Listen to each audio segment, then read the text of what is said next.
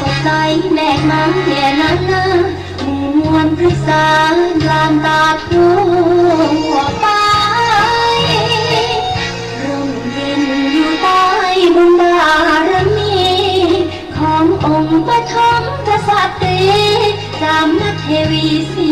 หริคุณชัยกว่า1,300 ปีทรงสร้างธานีรุ่งเรืองวิไลเมื่อครั้งก่อนการตำนานบ่งไว้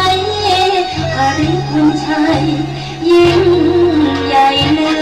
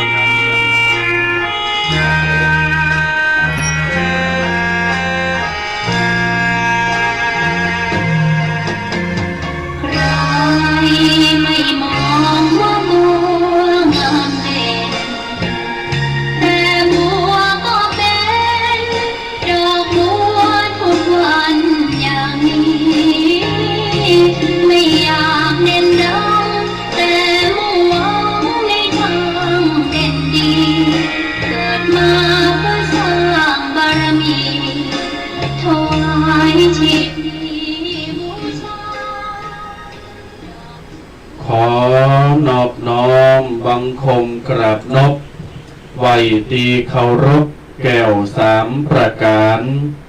สมเด็จพุทธพระตนศักดิ์สวรพระธรรมบาลกำสอนตันเจ้าสังฆพระสงฆ์ตนสืบเก้าเงาศาสนาเฮาพุทธ ปิตามารดาอาจาริยะผู้เป็นครูแก้วสอนดีตูข่ามอนไทยขอเอาวจีเป็นกรอนวาตีโบราณข่าวซอยต่างโด่งบุพผามาลาดอกน้อยน้อมถวายวันตาตันไทยแลเฮยคุณของพระรัตนสามงามไหนเท่าพระพุทธเจ้าตรัสรู้ดีอยู่ก่อนยังประโยชน์โปรดช่วยถวยนิกร แล้วทรงสอนคนอื่นรู้ตามยุคนพระธรรมย่อมประจักษ์ช่วยปักปกไม่ให้ตกในที่ชั่วทุกแห่งหนพระสงฆ์ผู้ปฏิบัติเจิดจรัสวิมลแล้วสอนคนอื่นทำดำเนินตามขอแต่ไต่ไวสายังพระพุทธเจ้าพระธรรมพระสงฆ์ติรัตนะแก้วสามประการขอถวายความนอบน้อมถวายความเคารพไวสา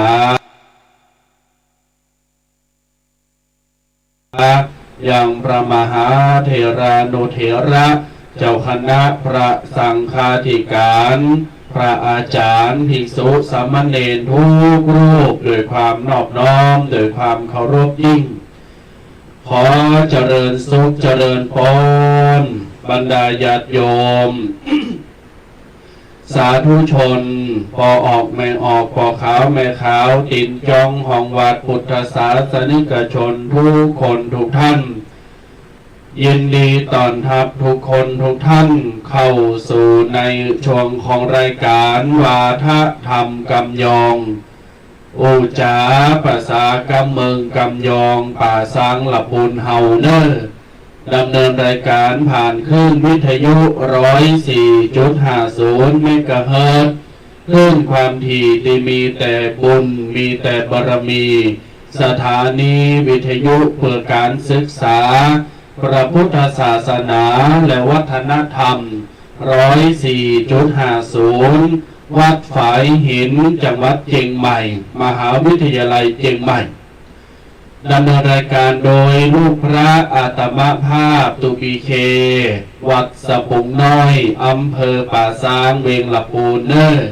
พร้อมกับพระประพันธ์หรือตุแดงวัดวงน้อยประคับประคองจะลองศรัทธานำเอารายการนี้พบปะอุจา ในเวลา 8 โมงจนถึง 10 โมงโดยประมาณญาติโยมศรัทธาท่านสาธุชนทั้งหลายวันนี้ต้องขอสุมาอภัยเป็นอย่างมากขออภัยขอสุมากับทางพระอาจารย์สุมากับทางญาติโยมศรัทธาที่ฟังรายการธรรมะหรือว่าฟังวิทยุในเหตุว่าวันนี้เข้ารายการขวายไปหน่อย8 โมงเช้าป่าย8 โมงครึ่งเข้ารายการขวายเพราะเหตุว่าวันนี้ต่างวัดสะพุงน้อยตะมามพาก็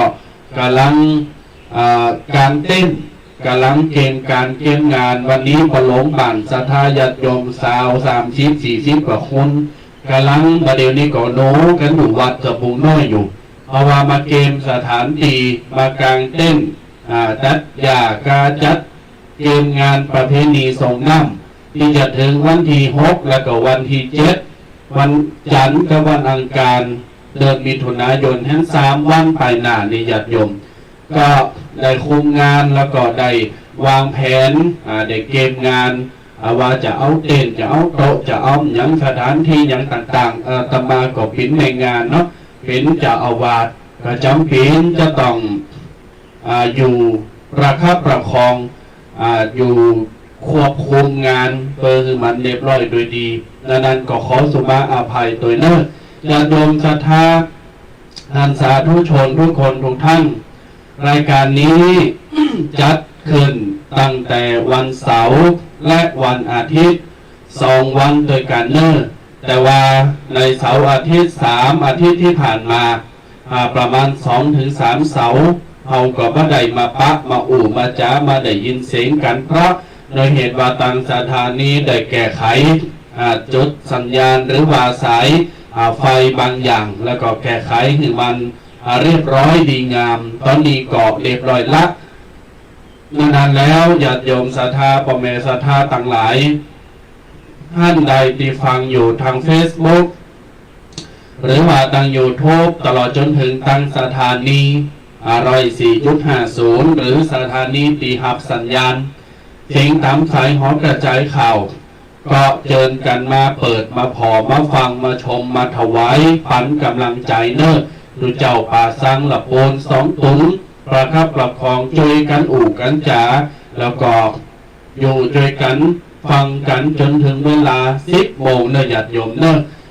มาดิมาชมกันแล้วก็มาเสนอสิ่งเนื้อหาสาระสิ่งละอันพันละเล็กละน้อยโทรมาตักไตอุจจาระใหม่เบอร์เก่าเบอร์เดิมไม่เปลี่ยนแปลงนะโยมนะ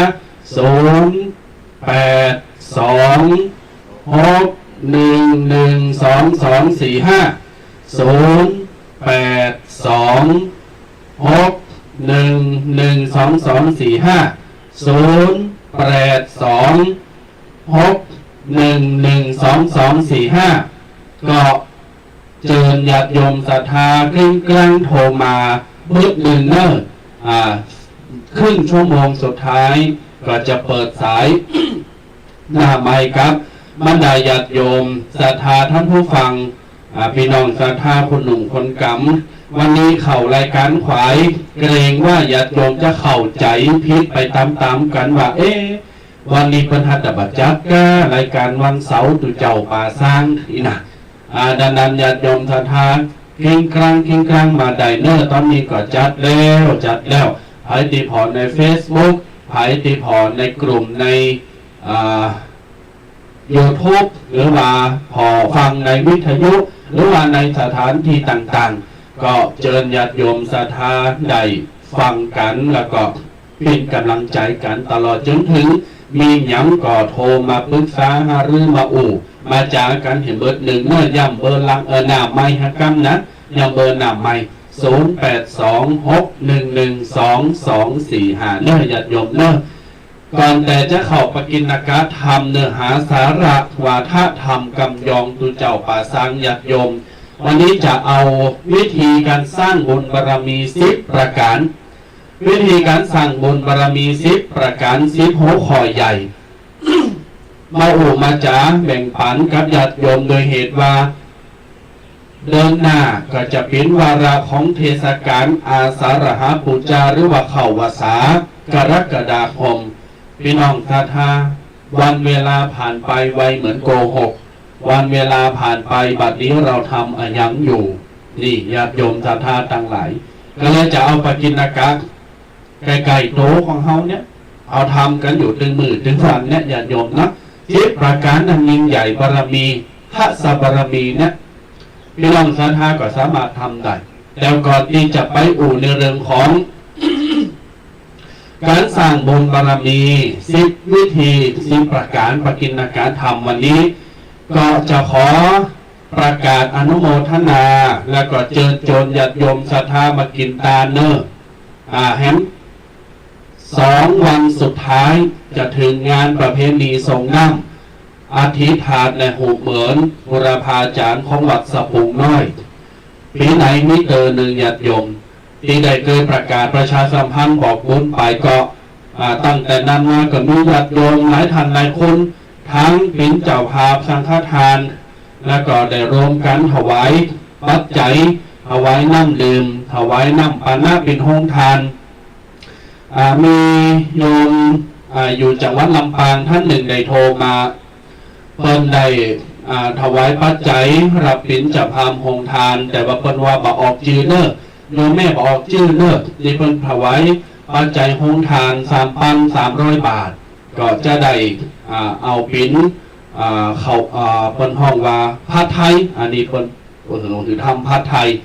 สร้างโฮงทานเนาะดังนั้นวันที่7 มิถุนายนตรงกับวันอังคารที่จะถึงนี่นะญาติโยมขอปฏิทินดีๆเนอะหมายไว้เห็นหมายไว้เนอะพ่อแม่ศรัทธาวันอังคารที่จะถึงเนี่ยตรงกับวันที่7 มิถุนายน 2565ตมาภาพในนามตุหลวงเจ้าอาวาสวัดสะพุงน้อยอำเภอป่าซางจังหวัดลำพูนแฮม2 วันจะถึงงานแล้วเชิญชวนญาติโยมเดินทางมาร่วมงานประเพณีทรงน้ำบูรพาจารย์ของวัดสะพุงน้อยโดยจะประกอบพิธีเวลา9:30 น.หรือว่า9:30 โดยมีพระเดชพระคุณพระเจ้าคุณพระเทพรัตนนายกเจ้าคณะจังหวัดลำพูนวัดประธานหริพุนชัยเป็นประธานสงฆ์และกับพระเดชพระคุณหลวงพ่อเจ้าคุณพระราชวิสุทธิยานเจ้าคณะจังหวัดเชียงใหม่ลำพูนแม่ฮ่องสอนฝ่ายธรรมยุทธเจ้าวาดวัดป่าดาราพิรมพระรามหลวงอำเภอแมริมจังหวัดเชียงใหม่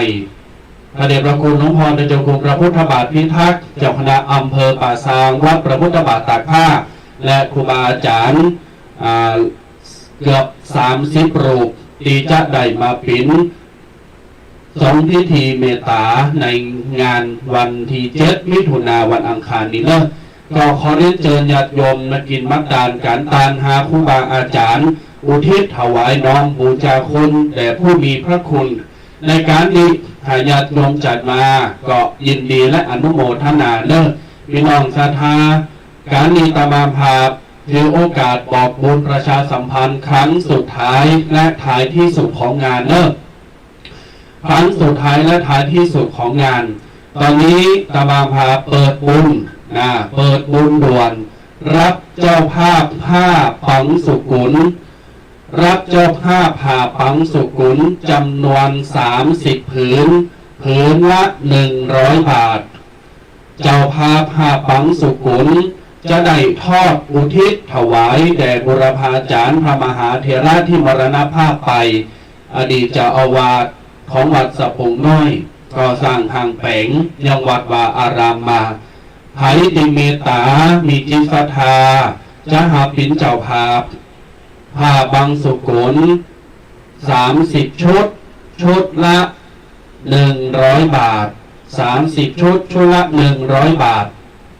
เปิดบุญตั้งแต่บัดนี้จนถึงวันจันทร์จนถึงวันจันทร์เพราะงานเริ่มวันจันทร์และวันอังคารพิธีมีวันอังคารวันจันทร์จะปิดยอดบุญหรือถ้าวันนี้มีญาติโยมอินบ็อกซ์ในเฟซมาในไลน์หรือว่าโทรมาหากครบตามจำนวนก็จะปิดยอดบุญ30 ชุดชุดละ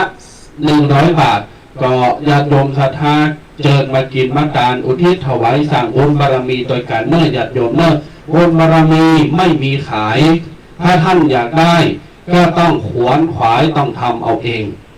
ญาติโยมศรัทธาต่างหลายให้ที่จะเมตตาเดินทางมาร่วมงานรวมพิธีก็เดินทางมาไดเนอร์ที่วัดสะพุงน้อยอำเภอป่าซางจังหวัดลำพูนเลขที่วัด194เลขที่วัด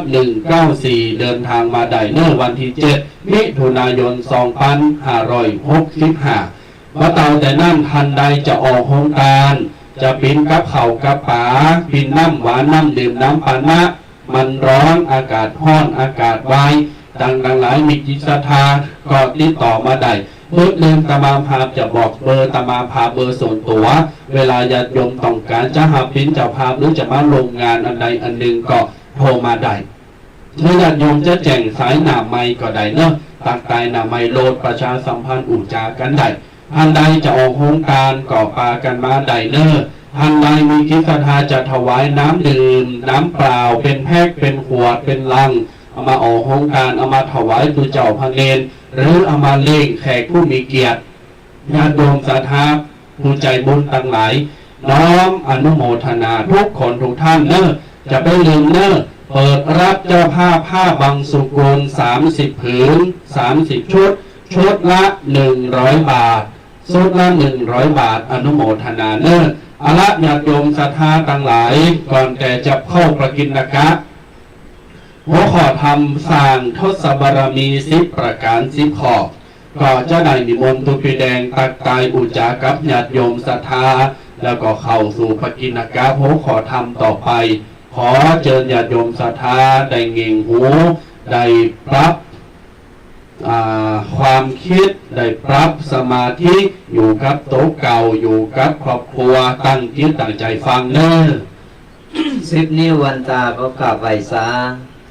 พระเถระพระสังฆาธิการครูบาอาจารย์จุรุกจุตนโดยความเคารพยิ่งเจริญสุขเจริญธรรมจงบังเกิดมีแด่ท่านสาธุชนพุทธบริษัทตีสดับหับฟังทางรายการวิทยุหรือว่าทาง Facebook หรือช่อง YouTube ก็ตามที่แน่ๆ FC ประจำนี่ก็ต้องขอบคุณและอนุโมทนาบุญด้วยหลังจากห่างหายกันไปหลายอาทิตย์เนาะศรัทธาญาติโยมทั้งหลาย คือตึงหากันอยู่ก้าเนาะคงบาละบาขวางยังน้อยก็มาคือกำลังอกกำลังใจกันเนอะปีกมาแล้วตุเจ้ายองป่าสร้าง2 รูป 2 ตนก็ได้ปีกมาพบปะเจอศรัทธาญาติโยมมามามาโหนโหโมนกันแถมพร้อมกับฟังปกิณณกะมีปกิณณกะมีเนื้อธรรมต่างๆเอามามามาเล่าสู่ศรัทธาญาติโยมฟังกันตอนนี้อากาศก็ร้อนนอกศรัทธาญาติโยมทั้งหลายเดี๋ยวก็ร้อนเดี๋ยวก็หนาวก็ยังได้ก็ดูแลสุขภาพกันตัวเนอะเพิ่นว่าพายุก็ยังจะมีอยู่นะแต่ว่าจะมีวันใดนั้นอันนั้นก็ต้องพอฟ้าพอฝนระวังกันตัวช่วงนี้หน้าการหน้างานก่อนหนักนอกศรัทธาญาติโยมเพราะว่าจะเป็นงานบุญหรืองานข่าวดำงานยังต่างๆนานามันก็เป็นธรรมดามันเป็นสัจธรรมของมนุษย์เฮามีจึงดีจึงให้มีภพมีจากมันเป็นสัจธรรมตามธรรมดาอายังมันจะเกิดมันก็เกิดแต่เฮาก็ต้องทำอกทำใจเกมพร้อมเตรียมตัวไว้ทุกมือเพราะว่าอายังจะเกิดขึ้นก็ตามเฮาเกมเนอร์เกมโตการเป็นว่าการที่เฮาได้เกมพร้อมไว้น่ะมันดีที่สุดเพราะว่ายังเกิดขึ้นจากนักก็จะกลายเป็นเบาได้เพราะฉะนั้นแล้วการที่เฮาได้ฟังธรรมะกับทุกเจ้าพระเนรหลายรูปหลายตนเนี่ยถึงวันนี่ก็เป็นการเกมเนื้อเกมโตได้เฮาได้เอาธรรมะเข้าสู่จิตใจร่างกายของเฮาก็จะได้ว่าอ๋อฮู้แล้วเฮาได้ปรับโตแล้วเฮาฮู้ตุปีนั้นตุปอนั้นเพิ่นได้ได้กล่าวเฮาก็นำมาปฏิบัตินำมาประพฤติปฏิบัติมาปรับใจกับชีวิตของเฮาเป็นการที่ว่าเฮาฮู้โตอยู่เสมอเฮาบ่ประมาทในการดำเนินชีวิตของเฮาถึงวันเพราะฉะนั้นการคนที่เพิ่นฟังธรรมะกันถึงวันอย่างอีพ่ออีแม่ฟังกันอยู่ถึงวันนี่เนี่ยนี่แหละเป็นเปิ้นฮ้องว่าเป็นคนเต็มพร้อมเกมพร้อมอยู่แล้วว่าสักวันหนึ่งกูสิ่งกูอย่างมันจะเกิดขึ้นกับโตเฮาในเมื่อเฮาเกมพร้อมแล้ว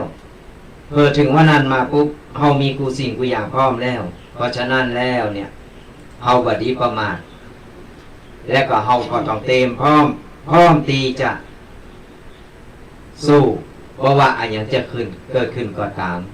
เพราะว่าจะเป็นอุทกภัยเพราะว่าจะเป็นโรคภัยไข้เจ็บเพราะว่าจะเป็นการเกิดแก่เจ็บตายก็ตามนี่แหละคือเฮาฮู้โตอยู่เสมอเพราะฉะนั้นการฮู้โตการได้ฟังธรรมะถือว่าเป็นชัยชนะถือว่าเป็นเรื่องที่ดี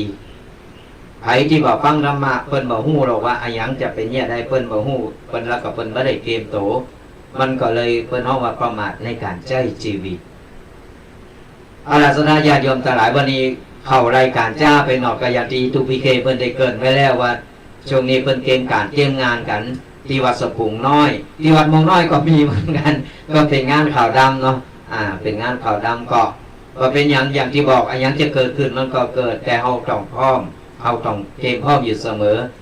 เพราะฉะนั้นเมื่อมีงานเกิดขึ้นเฮาก็ทำกันไปหรือว่าก่อนมีปัญหาเกิดขึ้นเฮาก็ค่อยๆแก้กันไปแล้ววันนี้เฮาจะได้นำเอาปกิณณกะเรื่องการทำบุญอย่าได้อย่างใดนี่ไม่ใช่ว่าก็ทำบุญมันก็เหมือนกันมันเหมือนกันก็จริงแต่ว่ามันมีหลายๆอันหลายๆอย่างที่เราได้นำเอามาให้ศรัทธาญาติโยมได้ฟังกันได้มาเป็นว่าอย่างนี้บางครั้งนี่เราก็ลืมเลือนไปก็มีว่าเราจะปฏิบัติอย่างไรการปฏิบัติการทำบุญกัน กินกันต้านเนี่ยมันถูกต้องหรือว่ามันเป็นอย่างไรเนี่ยเดี๋ยวเราจะได้เอามามาเอ่ยกัน เป็นในช่วงของกฐินกะเรื่องของการทำบุญตีไก่จะมาถึงนี่ก็คือไก่จะเข้าภาษาแล้วนะก่อนหน้าจะเป็นเดินหน้านี่แหละเดินหน้านี่เข้าภาษาแล้วเพราะฉะนั้นเขาจะเกมอย่างใดเขาจะเกมโตอย่างใดเขาจะปั๊บโตเขาอย่างใดนี่เดี๋ยวเขามามาเอ่ยกันอาจารย์ ท่านบอกว่าสิ่งที่ต้องทำคือความดี สิ่งที่เราจะต้องมีคือความกตัญญูสิ่งที่เราควรเชิดชูคือบุรพาจารย์หรือว่าพ่อแม่สิ่งที่เราควรจะไม่ยอมแพ้นั่นคือปัญหาและอุปสรรคและก็สิ่งที่เราควรฟูมฟักนั่นคือบุญบารมีจะต้องทำคือได้พร้อมคือได้หนักดังนั้นญาติโยมศรัทธาสาธุชนต่างหลายต่อไปนี้จะมาพาถึงสองตุนจะได้อุจาในเรื่องของหลักการตลอดจนถึงว่าวิธีการที่เราจะขวนขวายจะสร้างจะทำบารมีเนี่ยคือมันเกิด10วิธี10ประการหรือภาษากรรมบนห้องว่าทักษะบารมีหรือว่าทศบารมีเนี่ยคือมันถึงพร้อมแล้วก็เฮาทำอย่างใดคือมันได้ครบ10ประการแล้วก็10ประการมันมีอย่างพอง วันนี้ก็จะเอามาเอามาจากับญาติโยมศรัทธาต่างหลายตั้งใจฟังนะญาติโยมเนอะประการที่1มันบอกว่าทานบารมีในถึง10ประการเนี่ยถ้าท่านทั้งหลายไผติมันไหวพระสวดมนต์บ่อยๆก็คงจะกึดออกหรือว่าแม้กระทั่งว่าสวดกรรมฐานมันก็จะมีทานบารมีสัมปันโนติปิโสภควาศีลบารมีสัมปันโนติปิโสภควาเนคขมบารมีติปิโสภควาปัญญาบารมีติปิโสภควาอุเบกขาต่างๆจนครบ10ประการวันเนี้ยท่านทั้งหลายที่เคยสวดเป็นภาษาบาลีเนี่ยหรือว่าเคยฟังใน YouTube เนี่ยที่ห้องเพลงเพราะๆนั่นน่ะก็จะเอาคำแปลมาว่าแต่ละอย่าง10ข้อ10ประการเนี่ย มันพิจะได้พอความหมายขึ้นอย่าง1ทานบารมีสัมปันโนหรือว่าการหืดตานมันแปลว่าการสงเคราะห์เนาะตัวแดงการสงเคราะห์แล้วก็การมอบแบ่งปันน้ำใจการถวายการให้การหืดตานมอบอย่างการเสียสละเอื้อเฟื้อเผื่อแผ่มีน้ำใจซึ่งกันและกันไม่ว่าจะเป็นอามิสทานหรือว่าจะเป็นทานโดยสิ่งของทานโดยการช่วยเหลือเกื้อกูลวาจาการกำลังใจการมอบแต่ความตั้งใจของเขานี่ก็คือการสั่งพลังแห่งทานบารมีเวลาไผ่หือตาลเป็นผู้ให้เยอะๆทำบุญเยอะๆคำว่าทำบุญเยอะๆไม่ได้แปลว่าทำบุญเป็นหลักแสนหลักล้านนะทำบุญเยอะๆหมายความว่าทีละน้อยทีละเล็กทีละน้อยทำบุญบ่อยๆนั่นเองทำบุญมันๆนะเนาะกินต้านบ่อยๆไปวัดไปว่าบ่อยๆเป็นการสั่งสมการหือตาลและญาติโยมยิ่งให้ก็ยิ่งคล่องยิ่งให้ก็ยิ่งได้กลับมาโดยเฉพาะกับพ่อกับแม่กับครูบาอาจารย์พระสงฆ์องค์เมนหรือกับลูกเต่าเหล่าหลานหรือกับเป็นสาธารณประโยชน์เพราะว่าเขาจะแบ่งปันอย่างต่างๆเนี่ยเวลาเขาไปเราจะต้องมีความพร้อมทางด้านวัตถุสิ่งของและก็จิตใจแต่บางคนไปโดยโต๊ะเก่าคัดสนโต๊ะเก่าบะหมี่มันก็ปิดไปบ่ได้การที่เราจะไผ่เราแบ่งปันจะไปสร้างความเดือดร้อนหรือตัวเก่าครับคือเราด้วยใจมีหน่อยหน่อยมีนักนักการทำบุญเหมือนกันสนาญาติโยมทั้งหลายจะไปฝืนจะไปโตยเปิ้นอันเปิ้นหอมหนักตัวเก่ามีหน่อยก็จะหอมโตยเปิ้นหานจ้างขี่ก็จะขี่โตยจ้างสุมาภัยเนี่ยคือเอาตามเจตนาตามจิตศรัทธาของเรา หันเปิ้นหอมนักเปิ้นมีนักก็อนุโมทนาบุญก็เปิ้นมีเฮามีหน่อยเฮาก็หอมหน่อยตามจิตศรัทธาของเฮาได้บุญได้กุศลเหมือนกันเฮาบ่ต้องไปโตยเปิ้นโลนโตยเปิ้นตลอดเปิ้นหอมนักมีต่อใดก็จะหอมคุณมาแล้วก็ตัวเก่าเดือดร้อนมันสร้างความลำบากคือตัวเก่าอย่างนี้คือบุญมันจะตกบ่ต้องไปนี่คือเฮาได้บุญหน่อยแต่ว่าคือมันทำสั่งคือตัวเก่าความสร้างความเดือดร้อนหรือตัวเก่าคือมันถ้าจะว่าไปแล้วมันก็บ่เหมาะบ่ควรเพราะฉะนั้นแล้วเนี่ยเฮาทำตามติเฮามีทำตามเจตนาของเฮาว่าสร้างความเดือดร้อนซึ่งกันและกันบางคนทำเพื่อที่จะเอาชนะครับโอ้อีตัวนั้นน่ะมันทำบุญ3 ปันกูจะทำบุญ3 ปัน4 ปัน5 ปันป่ะก็มีก็ไปยิบไปยืนไปกูไปนี่เพิ่นมาเดือดร้อนตัวเก่าบัดนี้โต๊ะเก่าก็คัดสนโต๊ะเก่าก็ได้บาปแต่ดีได้บุญ100%เพราะว่าอย่างโต๊ะเก่าต้องมาหาเงินใจหนี้เพิ่นแหมแล้วก็เพื่อที่เอาไปทำบุญจะไปหาเหยะหาทำสระญาติโยมเพื่อที่จะเอาหน้าเอาตาเอาจือเสียงโต๊ะเก่าคือมันแบบจอมปลอมมันทำบุญแบบจอมปลอมเอาหน้าอย่าอันว่าต้องไปเยะเนอะต้องไปทำเฮามีต่อใดก็เต้าอันหอม10หอม20หอมหน่อยบ่มีเลยยกมือไหวก็ได้บุญได้กุศลเหมือนกันสระญาติโยมเอาว่าต้องไปโลนตัวเพิ่นแล้วก็มีการสั่งสมเหมือนกันเป็นการสั่งสมเหมือนกันก็เหมือนฝนตกลงมาเฮาหน้าไปเอาตุ่มเอาโอ่งเนี่ยไปวางไว้เนี่ยหน้ามันยดลงมาติ้งติ้งติ้งก็เหมือนเขาทำบุญเนี่ยบางเมื่อวันนั้นมันก็เต็มตุ่มเต็มโอ่งไปเองคือไม่ต้องไปตักมาถอกใส่สว่าแล้วตัวเก่าอิฐก็จะตายแล้วก็มันสั่งความลำบากเพราะฉะนั้นจะไปทำเนอะคราวแล้วแต่ว่าวันศุกร์ที่ผ่านมาตมาภาพมีโอกาสไปเป็นพระวิทยากรอบรมค่ายคุณธรรมพนักเรียนโรงเรียนนำดิบวิทยาคมชั้นม.1 ถึงม.4 จำนวน100 คนในชั่วโมงที่บรรยายก็จาไปเลยแล้วก็ชั่วโมงพักเบรกนะมีนักเรียนผู้หญิงกลุ่มหนึ่งนักเรียนหญิงประมาณสัก 4-5 คนเนี่ยถ้าจำบ่ผิดเดินเข้ามาแล้วก็มานั่งกราบแล้วก็มาพอคำปรึกษามาถามตมาภาพก็ว่าจะถามอย่างไม่ยิงรู้ว่านักเรียนละอ่อนไม่ยิงคนเนี้ยโยมพอฟังคำถามแล้วเด็กคนนี้กลุ่มนี้เนี่ยมีความคิดที่ไม่เหมือนคนอื่นลองตั้งคำถามว่าพระอาจารย์คะสมมติว่าถ้าเรามีบ้านหรือมีที่ดินอยู่แปลงหนึ่งถ้าเราจะมอบให้แก่คนอื่นแต่ถ้าเรามอบให้แก่คนอื่นแล้วเราไม่มีที่อยู่บ้านก็ไม่มีต้องไปหาหอเช่าบ้านเช่าเพราะเรามอบที่ดินเราถวายที่ดินไปแล้วแบบเนี้ยเราจะได้บุญไหมคะพอฟังคำถามละอ่อนมียิงคนนี้เสร็จปุ๊บบุญตมาภาพรู้สึกว่าปลื้มเพราะในชั่วโมงนั้นเนี่ยตมาภาพถึงในเรื่องของการมีน้ำใจการแบ่งปันการให้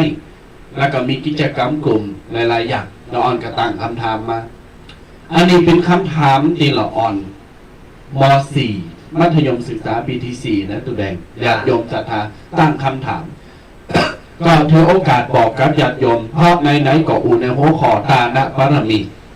การสร้างบารมีกันโดยการให้ทานถ้าถามว่าเรามีที่ดินอยู่เหมือนอย่างโยมศรัทธาอยากจะถวายที่ดินน่ะเนาะเงินกับวัดใดวัดหนึ่งก็ได้เงินเป็นสมบัติของพระพุทธศาสนาเวลาเราตามไปแล้วสบายใจแต่มอบที่ดินไปแล้วโต๊ะเก่าบ่มีที่อยู่บ่มีบ้านอยู่เดือดร้อนแต่ไปยืมเงินไปเจ้าหออยู่รัฐยันทายาติโยมคิดว่าจะได้บุญ 100% ก่อนตมาพอบตอบได้เลยว่าได้บุญเหมือนกันแต่มันไม่ 100% มันบ่ 100% เพราะว่าอย่างก็เพราะว่าเฮาตานแต่ถูกต้องตานแต่ได้เฮาได้ตรงเจตนาที่จะตานเฮาได้ตรงนั้นแต่สร้างความเดือดร้อนตัวเก่าเป็นตุกตัวเก่ามันก็บ่ได้บุญมันได้ขึ้นทางว่องมันได้บุญสักเต็มร้อยญาติโยมศรัทธาอันนี้ก็พอเรื่องทานบารมีได้ก็เกิดใจได้เรื่องนี้เนาะหัวข้อแรกผ่านไป ไวเหมือนโกหก8:55ละเขาจะเพราะว่าเขารายการควายไปหน่อย ครับ บารมีข้อที่สองญาติโยมทำเป็นประจำละเวลาไปวันพระวันศีลไปวัดไปวาหรือแม้กระทั่งไปงานอวมงคลหรือว่าไปงานมงคลก็ตามศีลบารมี ศีลบารมีญาติโยมก็คือการรักษาศีลรักษาข้อปฏิบัติของฆราวาสญาติโยม10 ข้อ5 ข้อ10 ข้อเป็นของเน้น5 ข้อญาติโยมปานาอทินนากาเมมุสาสุรา5 ประการ5 ข้อคือศีลบารมีถ้าภายทำได้ถือว่าสุดยอดคนเลยแต่ทั้งนี้ทั้งนั้นเนี่ยนะไม่ได้บอกว่าในวันหนึ่งน่ะคุณจะต้องทำศีล5คือมันได้ครบถึง5 ข้อมันได้พิมพ์ผีบ่าญาติโยมพิมพ์ผีบ่าคุณสมองจิ้มน้อยกับกระไพทำได้วันหนึ่งน่ะมาขาสัตว์ขาแล้วนะตบยุงตบยุงกาเขาบอกว่าตบยุงเอาวันนี้ฉันไม่ตบยุงยำหมดเหรอหมดมันตัวน้อยเวลาเตวไปหั่นไปเนี่ยหรือว่าบินแมงอย่างที่มันก็ตุนไม่ตุนยาอยู่ในต้นนอนอยู่ในกระเบื้องฝุ่นไรมันก็มีชีวิตของเขานะฝุ่นไรก็เป็นเชื้อโรคเรามีชีวิตอันนั้นถ้าเรายำไปแต่มันไม่ได้ตั้งใจก็ปิ้นอย่างอนุโลมไปแต่ทั้งนี้ทั้งนั้นจะหือมาบอกว่าโอ้ราคาซัดตบยุงตบไปแล้วแมงวันบางทีเขานั่งพอที่มีนั่งกินข้าวยุงบินฟูฟี่ไม่แตบยุงตบแป๊บโดนบอกหูโตแน่ขาดไปแล้วอันนั้นญาติโยมเขาจะปฏิเสธว่าได้ว่าปานาเขาปัจจัยแต่เขาก็ได้ไปโลเกินหรือว่าไปปลิดชีวิตสัตว์ใหญ่ขนาดนั้นหรือว่าไปฆ่าคนในนี้ทั้งนั้นเรื่อง5 ประการทำให้ทำได้ข้อไหนทำได้ก่อนก็คือทำไปก่อนเพื่อรักษาสภาพจิตใจแล้วก็รักษาบารมีอันเกิดจากการรักษาศีลไว้ประดับใจประดับกายเนี่ยก็คือว่าเขามันอยู่ที่เจตนาของเฮาศีล5ก่อนศรัทธาญาติโยมทั้งหลายมันอยู่ที่เจตนาของเฮาว่าเฮาตั้งใจก่อนตั้งใจที่จะทำเลยก็อันนั้นน่ะผิดเต็มๆละแต่บางครั้งเฮาทำไปโดยความบ่ตั้งใจอันนี้เพิ่นก็มีอารมณ์อร่วยมีการที่ว่าอนุโลมได้เพราะฉะนั้นแล้วเนี่ยเข้าใจว่าตกไปโป๊ไม่ได้ตั้งใจเนอะคือเอาฝ่ามือแนไว้แล้วเนี่ยมันมาเกาะใส่เพี้ยไม่ได้ตั้งใจสุมาเตอย่างนั้นก็บ่ได้นะอันนั้นคือเขาแค่ยกมือขึ้นมันก็ตั้งใจแล้วเพราะฉะนั้นมันอยู่ที่เจตนาแล้วก็ความว่าเขาตั้งอกตั้งใจก็ยังกินเหล้าหรือยังก็ตามเขาตั้งใจเต้วไปกินก็อยู่ดีกินได้นี่เหล้ามันบรรลุนเขามาจนเขาปากเขาหรอกเพราะฉะนั้นแล้วเนี่ยอันไหนหลีกเลี่ยงได้ก็หลีกเลี่ยงไปบัจำเป็นวันหนึ่งต้องได้คือได้ครบ5 ข้อแต่ว่ารักษาไว้ข้อได้ก็ได้ภายใน5 ข้อนี่แล้วก็พยายามปั๊บแล้วก็ทำมือได้ถึง5 ข้อคือละเว้นไปวันนี้ได้สัก3 ข้อวันนี้ได้สัก2 ข้อวันนี้ได้สักข้อนึงมันก็มาเป็นอย่างก็คืออย่างน้อยเนี่ยเรามีจิตมีใจที่จะรักษาแล้วแต่บางครั้งมันก็โดยเหตุจำเป็นที่ว่าจะต้องนี่นะก็บอกว่ากันว่าเป็นอย่างอันนี้เขาก็ละเว้นไปแล้วก็วันใหม่เขาก็มาจดเจอด้วยกันรักษาศีลอื่นต่อไปเนี่ยมันเป็นการรักษาศีลอย่างน้อยเนี่ยเขามีศีล5อยู่ในใจของเขาแล้วเนี่ยชีวิตของเขาจะมีแต่ความเจริญอายุมันขวัญยืนตัวมาหากินก็เจริญรุ่งเรืองศรัทธาญาติโยมทั้งหลายรับรองว่าเขาไปไหนมาไหนมันมีอันที่ว่าจะช่วยเขาเวลาเขาเกิดเหตุอย่างขึ้นมาก็ตามมันจึงมีอันช่วยเขาด้วยเพราะฉะนั้นเนี่ยพอที่กาเพราะว่าเคยทดลองเคยทำเคยปฏิบัติแล้วก็เคยปะมาแล้ว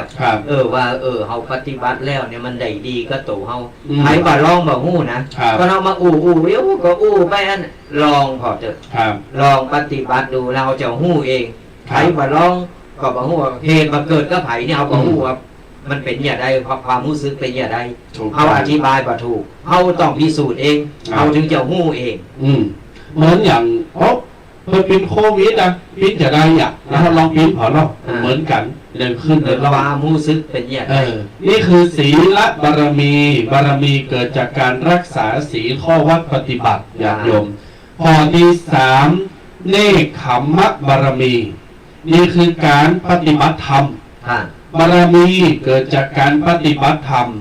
เกิดจากการที่เฮาเอาใจเอากายเอาสติเอาลมหายใจของเฮากำหนดญาติโยมจะเป็นอานาปานสติก็ได้หรือว่าญาติโยมจะทำวิปัสสนากรรมฐานจะทำสมาธิในรูปแบบไหนเดินจงกรมจะปฏิบัติธรรมในแบบที่เคยเห็นหรือว่าสั่งสอนหรือว่าเคยไปอบรมมาก็แล้วแต่ความสะดวกอยู่บ้านก็ได้อยู่วัดก็ได้บารมีเกิดจากการปฏิบัติธรรมประพฤติตัวคือตามธรรมนองคลองธรรมไหว้พระสวดมนต์สวดธรรมจักรสวดแปรหรือสวดกรรมฐานนั่งสมาธิเดินจงกรมภาวนาอะไรอย่างต่างๆที่เราทำที่อยู่บ้านใดนี่คือบารมีจากการปฏิบัติกรรมฐานปฏิบัติธรรมญาติโยมผลเวลาเราทำแล้วเนี่ยมันจะส่งผลหือมหาศาลหรือบางครั้งบางทีส่งผลโดยที่เราบอกหูโตเราจะหับผลบุญผลบารมีเนี่ยอันเกิดจากการตั้งใจไหวพระสวดมนต์สวดกรรมฐานสวดโยโกห้องเขาเฝ้าพระเจ้าเนี่ยเราจะได้หับโดยที่เราบ่ได้คาดคิดหรือแม้กระทั่งว่าเราบ่ได้นึกใจเถิงมันก็ลากลอยอย่างเป็นห้องอย่างบางทีเราปรารถนาหรือว่าเราต้องการสิ่งใดสิ่งหนึ่งอยากจะมีอยากจะทำและก็อยากจะเป็นและก็อยากจะได้มาข้างบางทีเพียงแค่เราคิดบางแค่เรานึกว่าเรายังไม่ได้เอ่ยปากหรืออาจจะเอ่ยปากไปแล้วกับใครคนหนึ่งหรือหลายๆคนเนี่ยเพียงไม่กี่คืนไม่กี่ชั่วยามก็อาจจะทำให้เราสำเร็จได้ตามเป้าประสงค์หลายท่านหลายคนผ่านจุดนี้มาละก็จะสามารถอู่ได้ติ้งปากว่าใช่ 100% นั้นเนคขมะบารมีเกิดจากการปฏิบัติธรรมเอาง่ายๆเลยก็คือไหว้พระสวดมนต์เช้าเย็นปฏิบัติธรรมนั่งสมาธิไพ่แบบมีเวลาในการสวดมนต์ยาวๆก็เอาแค่นะโมไหว้พระอรหันต์สัมมาถึงสุปฏิปันโนตั้งนะโม3จบอิติปิโสอาราธนาคุณพระพุทธพระธรรมพระสงฆ์สวากขาโตสุปฏิปันโนถวายพรพระบทปราบพยามารคือบทพาหุงบทพาหุงเป็นบทปราบพยามารทางใจและก็ทางกายพูดผีปีศาจได้ยินเสียงสวดบทพาหุงนี่นะพาหุงสหสมาพินิมเนี่ยดัดยมจนถึงเอตาปิทั้งหมดเลยพยามารพูดผีปีศาจกลัวญาติโยมอันนี้ไปเปิดพอประวัติหรือญาติโยมไปพอไปฟังใน YouTube มีข้อมูลอ้างอิงเรียบร้อยพูดผีปีศาจเสนียดจันไรได้ยินกำสวดบทพาหุงบทเดียวนะญาติโยมจันไรจักโกปัดเป่าวัดแกว่งวัดแกว่งไปผิวออกไปจากตัวออกไปจากร่างกายแม้กระทั่งว่าภัยประสบปัญหาอย่างอยู่ไม่สบายใจหรือมีศัตรูหมู่มารหรืออะไรที่มันยังแก้ไขไม่ค่อยลงตัวแก้ไขไม่ได้คือตั้งจิตอธิษฐานสดบวชสวดบทอิติปิโสอาราธนาคุณพระเจ้าพระธรรมพระสงฆ์แล้วก็พาหุงอันนี้100%ญาติโยมบทพาหุงนี่เป็นบทขับไล่พยามารทำให้สิ่งชั่วร้ายออกไปจากตัวของเฮาไผอยากอยู่ห่มเย็นเป็นสุขเนาะนี่คือเนคขมะบารมีขออนุญาตต่อไป4 5 6 7 8นี้เจ้าอุโวยกับตุปีแดงหน่อยนะครับญาติโยมศรัทธาก็ฟังไปโวยไปฟังไปโวยไปเนื่องพอมาเดี๋ยวเก่าบ่ไปแล้วนะดาหับสายหน้าไม้ศรัทธาก็ล้อกดมาได้จะเปิดสายหน้าไม้อยู่หั่นน่ะเนี่ยญาติโยมต่อไป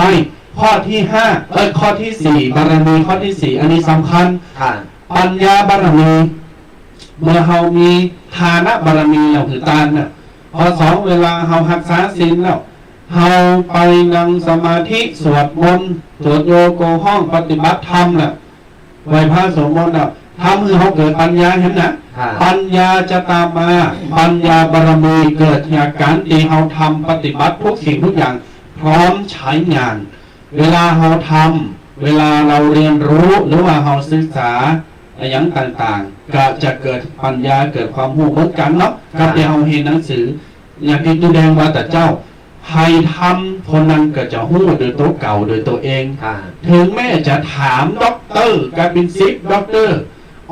ถึงบางออกแต่เฮาบักเคยทำเฮาก็แค่เพียงเข้าใจแค่เพียงรู้แต่บักได้สัมผัสว่ามันเป็นอย่างไรรสชาติ หรือมันเป็นอย่างไร ก็เหมือนว่าอู้ร้านนี้ลำเนอะแต่ว่าเฮาก็เคยไปกินเลยเป็นว่าลำเฮาก็ว่าลำต้องเฮาต้องไปชิมก่อนว่าลำแต่บัดแต่เพราะฉะนั้นก็เหมือนกันถ้าญาติโยมอะไรยังก็ตามเนี่ยตอนเฮาต้องพิสูจน์ต้องทำเองแล้วเฮาจะหู้เองแต่วันนี้มันมีหันล้านหนึ่งนะใครหู้ว่ามันแต่บัดแต่วันนี้มีงานใครหู้ว่ามันลำแต่บัดแต่เดี๋ยวพาไปเนาะเนี่ยญาติโยมศรัทธาต่างหลายนี่คือเวลาเฮาศึกษาหรือว่าเวลาเฮาทำอย่างนี้มันก็จะทำให้เฮาเกิดปัญญาเกิดความรู้แล้วก็สามารถนำไปใจได้ปัญญาในทางธรรมคือรู้ผิดชอบชั่วดีแยกแยะสิ่งที่บัดดี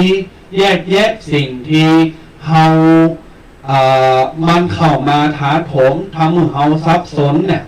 เกิดแยกเป็นกำอย่างใดอย่างอัตโนมัติเลยนี่คือปัญญาบารมีไผ่ติปฏิบัติธรรมไหวพระสมนมันกินมันตานหักษาศีลย่อมเกิดปัญญาต่อไปบารมีข้อที่5วิริยะบารมีนี่ก็คือเกิดจากการมีความภาคเพียรพยายามในการทำงานที่บริสุทธิ์ในการทำความดีอย่างไม่ย่อท้อญาติโยมถามว่าทำดีย่อมได้ดีมีที่ไหนทำดี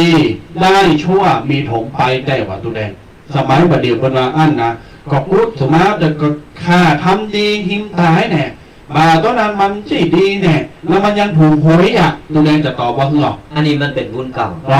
บุญเก่าของกันนะบางครั้งนี่นะเคยมีนะตุพีเกเคยมีว่ากำลังไปทอดป่าไปทำบุญหับศีลหับคนมาโอ้จะดีออกมาลดจนตายเลย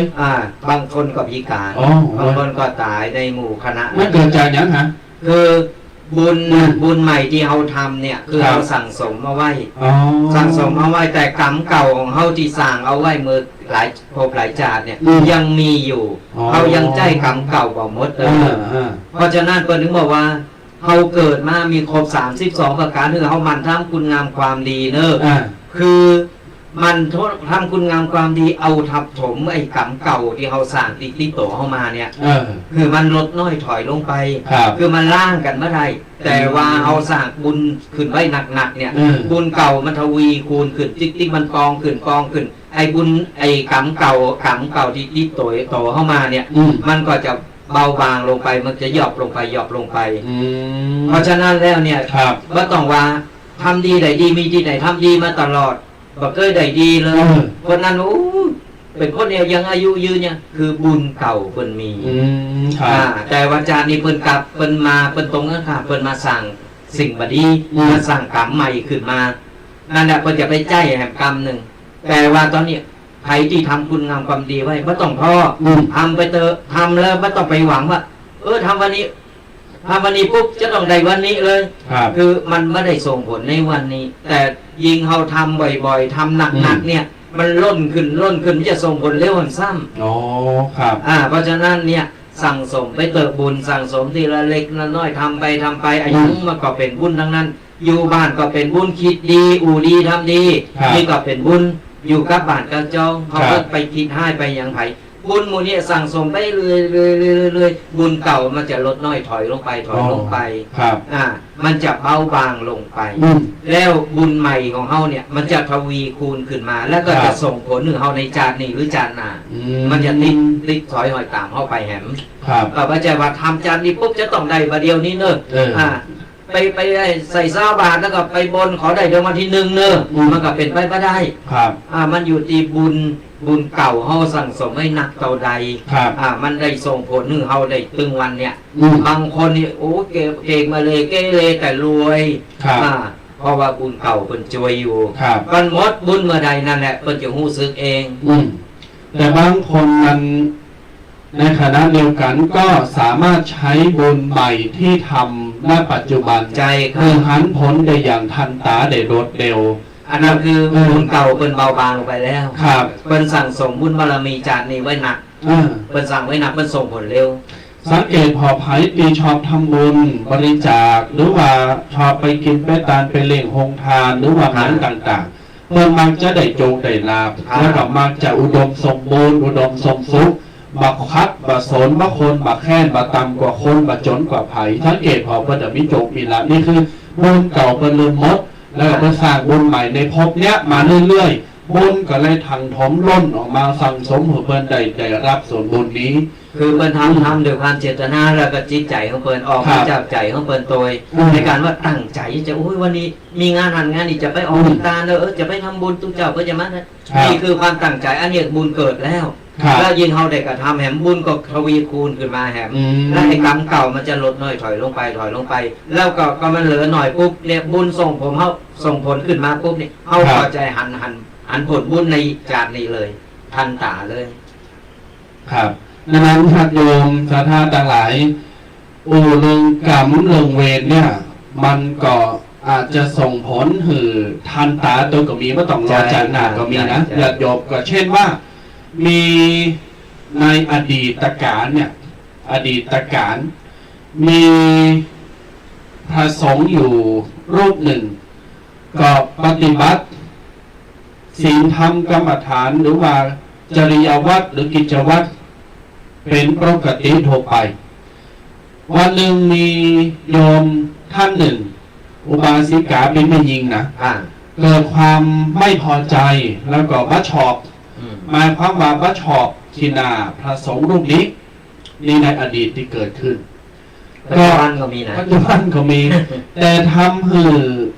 จิตใจของโยมผู้หญิงแม่หญิงคนนั้นเนี่ยเกิดร้อนรุ่มกุ้มใจไปหาพรรคพวกอยากจะเอาตุเจ้าหรือว่าเอาพระสงฆ์รูปเนี้ยกระเด็นย้ายหนีออกไปจากวัดนั้นทำหือไปปลุกระดมไปปลุกข่าวไปทำหั่นทำนี่แรงที่สุดก็คือในยิงคนนั้นอยากโยมฟังหือดีนี่เป็นกรณีตัวอย่างในอดีตนะที่เกิดขึ้นที่ได้ฟังมาได้พอมาในยิงคนนี้มีความคิดว่าปลุกระดมกับพวกเอาผ้าสมาเนี่ยขออภัยติอู่กับนี้เนาะเขาเอาผ้าอนามัยของผู้หญิงที่ตัวเองใส่ที่มีเลือดอยู่เนี่ยขออภัยนะจะเอาไปทำของแป้งของใส่ตูเจ้านี่คือความคิดของเขาแต่ยังไม่ทันได้ทำญาติโยมเพราะตูเจ้าพันนี้ตูเจ้าตนนั้นพระรูปนั้นเนี่ยท่านไม่มีความผิดหรือว่าไม่ได้ทำอย่างที่มันเป็นอย่างที่ปากเขาว่าก็ไหวพระสวดมนต์ทำกิจวัตรไปบสนโลกอย่างไม่โต้เถียงไม่ย้อนแย้งบ่ายังบ่คับอย่างสักอย่างว่ายังก็ว่าไปปล่อยไปอโหสิกรรมไหวพระสวดมนต์ทำปัจจุบันวันนี้ญาติโยมศรัทธากรรมทันตาตุแดงญาติโยมฟังไว้เป็นเคสตัวอย่างผู้หญิงหรือโยมผู้นี้ป่วยล้มป่วยหนักมากถึงมากที่สุดเป็นมะเร็งระยะที่ 4เป็นมะเร็งระยะที่ 4คนนี้เป็นพ่อว่าเป็นประธานเป็นผู้นำในการปลุกระดมเจ้าบ้านหรือขับไล่ตูเจ้าผลสุดท้ายกรรมไม่ต้องรอชาติหน้ามีผลชาตินี้ทำให้ล้มป่วยมากินเข่ามากินน้ำกินเข่ามาลำกินน้ำมาลงมาได้ออกสังคมป่วยเป็นมะเร็งระยะที่ 4หมอบอกว่าให้เวลาแค่3 เดือนเท่านั้นหมอฟันธงมานั่นนี่เป็นต้นนี้ได้ไปอ่านไปพอแล้วก็ไปฟังมาจากเสียงและก็ปากของลูกสาวของผู้หญิงคนนี้แต่โยมไปคนพอนะดังนั้นอันเนี้ยเป็นเหตุการณ์ที่ประสบพบขึ้นจริงญาติโยมศรัทธาทั้งหลายนี่คือกรรมไม่ต้องรอชาติหน้าแต่ส่งผลเร็วทันตาชาตินี้ยิ่งกรรมที่ทำกับตุเจ้าพาเนนทำกับลูกศิษย์ลูกหาของพระพุทธศาสนาของพระเจ้าหรือทำกับวัดกับวางยิ่งจะสะท้อนมาท้าโถมบัดนักก็เบาก็หน่อยบัดหน่อยก็แต่ว่ามาก่อน กระทบผู้คนทุกท่านจะได้ เปิด รับ ห้องว่าเป็นเล่นกับไฟ เพราะว่าที่เจ้าว่าเน้นผ้าเหลืองก็คือเหลืองเปลวไฟ คือที่เปิ้นใส่คือเปิ้นคัดเกลาจิตใจเผาผลาญร่างกายจิตใจของเปิ้นที่เปิ้นนุ่งเปิ้นถึงได้ปฏิบัติธรรมปฏิบัติดีปฏิบัติชอบกัน แต่ว่าสัทธาญาติโยมที่ไปชอบไปคุยตู้เจ้าพาเนนี่นะขอเตอะสัทธาญาติโยม อย่างขอมาคุยเนี่ย มันตันตาเนอะมันหันตันตานะว่าต้องไปจาดหน้าหรอกเพราะว่าของมันฮ้อน ครับ โต๊ะเก่าคือพอเปิ้นมีบุญเปิ้นถึงได้ใส่ผ้าเหลืองใส่นุ่งผ้าเหลืองปฏิบัติธรรมกัน บางคนใครโบสถ์จะตายบ่ได้โบสถ์เพราะว่าบุญเปิ้นบ่ถึง ครับ ในมือเปิ้นนุ่งผ้าเหลืองได้ถือว่าเปิ้นมีบุญเปิ้นคัดเกลาจิตใจเปิ้นจะอดีตเปิ้นอย่างได้ก็เตอะเลอของเปิ้นคือเฮาน่าสนับสนุนกับคนที่อดีตที่เปิ้นว่าอาจจะบ่ดีขึ้นมาก่อนอาจเฮาจะไปฟังใจเรื่องเก่าๆ ครับ คือเปิ้นสามารถปรับตัวปรับใจให้มาเป็นคนดีได้ครับที่จะมาโบสถ์และปฏิบัติดีปฏิบัติชอบได้ยกตัวอย่างองคุลิมานเปิ้นก็ยังนี่สำเร็จอรหันต์ได้ ครับ เฮาต้องให้โอกาสเปิ้นและปัจจัยไปทับถมไปคุยเอาเรื่องนั้นมาเรื่องนี้เฮาบ่ชอบก็เรื่องเสิร์ฟโซนโตของเฮาต้องไปอยู่แยงเฮาต้องไปบอกกล่าวคนนั้นคนนี้ว่าจะอุ้ยตัวนั้นอย่างอีตัวนี้นั่นแหละบาปปากมันติดตัวเฮามันติดปากเฮาแล้วมันหันผลท่านตา ครับ ความห้อนของผ่าเหลืองนี่นะเป็นห้องว่าความห้อนของผ่าเหลืองเหมือนไฟนรกสนาญาติโยมแต่ไฟคุยตุคุยพระชอบไปนี่พอให้พอดีตุพระตุเจ้าพระในวัดในวาหรือว่าในวัดนาวาไปคุยวัดคุยว่าอย่างก็ตามไปเอาของไปอย่างในวัดในวาก็ตามเนี่ยตีว่าได้รับอนุญาตเนี่ยคือมูนีนี่คืออนาคตนี่ตกนรกเลยแล้วคนท่านตาจากนี้ตายไปปุ๊บปุณนรกมีตีเพิง ครับ เพราะฉะนั้นแล้วจะไปหาเหยหาทำก้อนเฮาก็ชอบเฮาก็เฉยเหเฮาต้องไปอุ่มต้องไปเฮาเตวไปเห ครับ ถือว่าจากที่แล้วมันอาจจะเป็นกูกรรมกูเวรกันอาจจะเป็นศัตรูกันมาก่อนบางคนอย่ามาหูจักหน้าตากันเลยเพียงบางทีแบบมาหูจักจื้อบ่เคยจิตบ่เคยสัมผัสแต่ว่าหันเปิดกายว่าตัวเจ้านี่ก็ยาอันล้ำเหลือยาอันนี้นะนี่แหละคือเขาตัดสินใจเปิดแล้วทั้งเดียวเขาก็ไม่ได้สัมผัสนี่คืออาจจะเป็นกูกรรมกูเวรกันมาอาจจะเป็นศัตรูกันมาอาจารย์นี้อาจจะแล้วก็มันก็ได้มาเป็นคนละรูปแบบกันเพราะฉะนั้นเมื่อเขาห่างเขาหูว่าเขาชอบตัวเจ้านี่เขาก็เตียวหนีมันต้องไปเรามันต้องไปวามต้องไปจี้เขาจี้ไปนิ้วเดียวเนี่ยตู้นั่นน่ะแล้วมันกำเข้ามาในตัวเขาเนี่ย4 นิ้วกันญาติโยมทั้งหลายเพราะฉะนั้นจะไปทำจะไปเนอะ อันนี้คือวิริยะบารมีพยายามตั้งใจในการสั่งความดีเนื่องจากโยมข้อที่ 6ขันติบารมีคือความอดทนเวลาเขามีความอดทนอดกลั้นต่อพยามารหรือการงานหรือสิ่งอย่างต่างๆที่มารบเร้าเนี่ยทำให้สภาพจิตใจย่ำแย่ร่างกายย่ำแย่ถ้าเขาอดทนถึงขีดสุดบันไดวันนั้นฟ้าหลังฝนย่อมสดใสเสมอญาติโยมมันจะเปล่งและเราจะมีรอยยิ้มอดเอาต้องบอกว่าอดเปรี้ยวไว้กินหวานเบื้องต้นสู้ทนทุกข์จะได้สุขเมื่อตอนปลายเบื้องต้นสุขสบายจะได้ร้ายเมื่อปลายมือญาติโยมไผสบายตั้งแต่เก้าโอ้หูหนอกปลายมาควายมาเนี่ยเพอหูคิงน้ำปิงพอแห่งเท่ามาดอมีกินมีลูกมีหลานมีเปิ้นมีเจ้าหมูเจ้าฝูงเกิดอยากนี่คือจะเบิ่งไผก่อมได้นี่คือเราจะต้องมีความอดทนอดกันนี่คือเอาอดทนแล้วจะเกิดบารมีข้อที่ 7สัจจะบารมีสัจจะมีการตั้งมั่นในกำอู่กำฉาสัญญามีการหือกำมันสัญญาอู่จาอย่างต่างๆไปคือมันปิ้นบาปคือมันปิ้นโตดนี่ก็จึงว่าบ่มีสัจจะหรือว่าอู่ไปแล้วสัญญาไปแล้วทำบ่ได้ก็บ่มีสัจจะเพิ่นก็บ่มีความเคารพนับถือเสื่อมศรัทธาดังนั้นจะต้องลูกหลานหันว่าโอ้พ่อแม่ของเฮาปู่ย่าตายายครูบาอาจารย์เนี่ยเพิ่นก็มีอู่ไหนมีหันจะว่าใจอู่ไหนบ่มีหันอันนี้สัจจะบ่มีอุณีพจน์การอู่นั่นเนาะ สัจจะบะมีก็มีความจริงใจเปิ้นก็บ่เกิดบารมีเปิ้นก็เกิดความยำเกรงบ่เกิดความศรัทธาเนาะสองข้อสุดท้ายจะไปโวยเนาะญาติโยมเนาะบัดเดี๋ยวนี้9 โมงแล้วจะหับสายน้ำไปแล้วข้อที่8อธิษฐานบารมีการอธิษฐานก็คือตั้งพระนิธานความปรารถนาในใจตั้งเป้าหมายเหมือนอย่างพระสัมมาสัมพุทธเจ้าพระองค์เจ้าเนี่ยก่อนที่เพิ่นจะมาเป็นพระพุทธเจ้าได้เพิ่นก็ตั้งสัจจะอธิษฐานว่าข้าพระเจ้าจะขอปฏิบัติธรรมเพื่อเป็นพระพุทธเจ้าเพื่อเป็นแบบอย่างเป็นตัวอย่างของเหล่าพุทธสาวกพุทธสาวิกาหรือเหล่าพุทธศาสนิกชนเพื่อหือสภาพจิตใจเพื่อหือโลกเนี่ยมีความอยู่เย็นเป็นสุขเพื่อหือได้สุขสบายหลุดพ้นจากความทุกข์นี่คือการตั้งอธิษฐานบารมีพอปฏิบัติบำเพ็ญเพียรบารมีไปทำทุกกริยาทำทุกวิถีทางท่านก็บรรลุเป็นพระสัมมาสัมพุทธเจ้าต่อไปข้อที่9เมตตาบารมีมีความเอื้อเฟื้อเผื่อแผ่มีความเมตตามีความรักเอาใจใส่แบ่งปันดูแลกันเป็นปอเป็นแม่ลูกเต้าเหล่าหลานครูบาอาจารย์พาเนรในวัดกัลยาณมิตรญาติพี่น้องอย่าได้ก่อ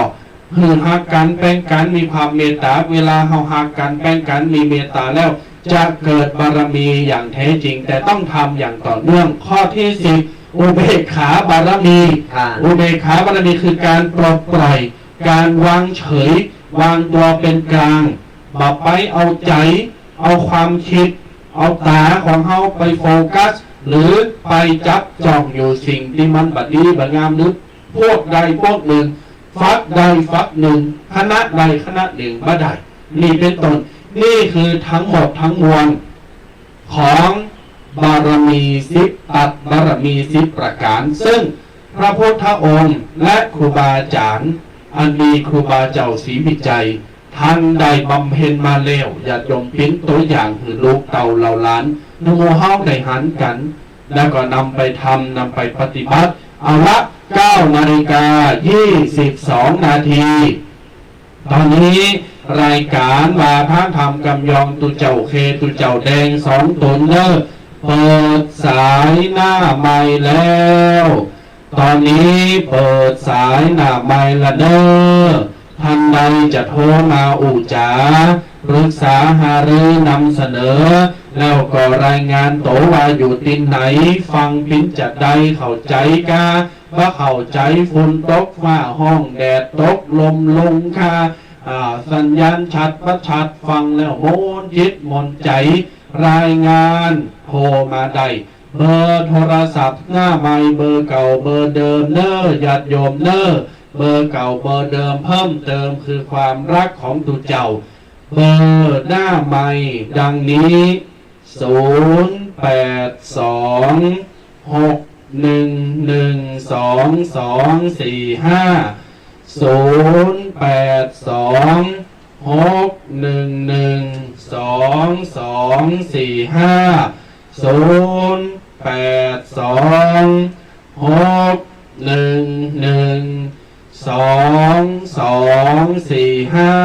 เจริญพรญาติโยมศรัทธาโทรมาอุจากันเด้ออยู่ตั้งใดจ้าหลังจากที่ห่างหายกันไปแล้วหลายอาทิตย์ด้วยกันก็ตอนนี้ใครจะเป็นสายแหลกก็โทรกันเข้ามาได้เนอมามามาตักมาตายหรือว่ามาบอกกล่าวว่าหลังจากปรับปรุงสายหรือเครือข่ายเนี่ยของเฮาแล้วเป็นยังให้ฟังชัดหรือเก่ากันหรือว่าฟังดีหรือว่ายังคุกคักอยู่ก็โทรกันเข้ามาได้เนอะตามเบอร์โทรเบอร์เดิม0826112245โทรกันเข้ามาเฮาก็จะได้ฮู้ว่าศรัทธาญาติโยมฟังอยู่ตั้งใดกันพองหรือว่ากำลังฟังแล้วคือกำลังอกกำลังใจกันกำลังใจนี่สำคัญที่สุดศรัทธาญาติโยมไม่ว่าจะเกิดยังคืนเฮาคือกำลังใจกันเหมือนกับศรัทธาญาติโยมนี่คือกำลังใจตุเจ้าตึง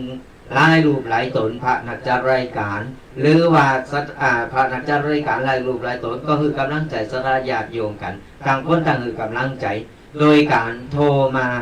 บอกกล่าวโทรมามารายงานกันว่า การรับฟังเป็นอย่างไรฝนฟ้าอากาศเป็นอย่างไรตอนนี้ตั้งเพร้อนเนอะตั้งเพฝนตกเป็นฝนเป็นลมเนอะเฮาก็จะได้ฮู้เฮาจะได้บอกกล่าวคนที่เพิ่นฟังเพิ่นก็จะได้ว่า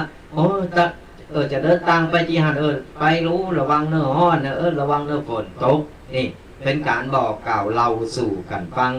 เฮาก็จะได้ฮู้จักมักจีกันไว้เป็นกัลยาณมิตรดีต่อกันเพราะฉะนั้นแล้วก็ไปที่วางฟังแล้ววางเล่นแล้วก็โทรกันเข้ามาได้เนอะ0826112245หรือว่าไผที่ชมฟังโดยชมโดยทาง Facebook ช่องทาง Facebook หรือว่าทางYouTube หรือตามกลุ่มต่างๆนี่ไผฟังอยู่กลุ่มใดหรือว่าช่องทางใดๆก็ตามก็สามารถโทรเข้ามารายงานมามาส่วนไผที่ฟังทางช่อง YouTube หรือว่า Facebook นี่กดไลค์กดแชร์กันได้เนอะกดไลค์กดแชร์กันต่อไปจากที่เพิ่นบอกเคยฮู้เพิ่นก็จะได้ฮู้เฮาจะได้บุญได้กุศลไปโดยกันฟังธรรมะไปโดยได้บุญไปโดยนี่ก็โทรกันเข้ามาได้เนอะวันนี้ตังใดจะเป็นสายแลนะ FC ของเฮาหายไปทางใดหมดนี่วันนี้ดักแซบนี่โทรกันเข้ามาได้เนอะตั้งหน้ามอกาประดังใดวันนี้ปกตินี่จะตักตายมาก่อนนะทุกพี่เคครับแล้วโดยสเก็ตเป็นอย่างไรดักแซบโทรกันเข้ามาได้เนอะ0826112245โทรกันเข้ามาได้เนอะอาจจะเป็นเพราะว่าเขารายการขวายพอ8:30เพิ่นอาจจะไล่ไปทางอื่นหรือว่าเพิ่นอาจจะบ่วางไปยังการแล้วก็อาจจะเกิดว่าบัจัดละก้าหรืออาจจะบัสะดวกโทรเพราะทำงานไปโดยฟังไปโดยมือบ่วางแต่หูวางก็ฟังไปโดยเกิดไปโดยแต่ว่าบ่ได้โทรกำปิ้นยังญาติโยม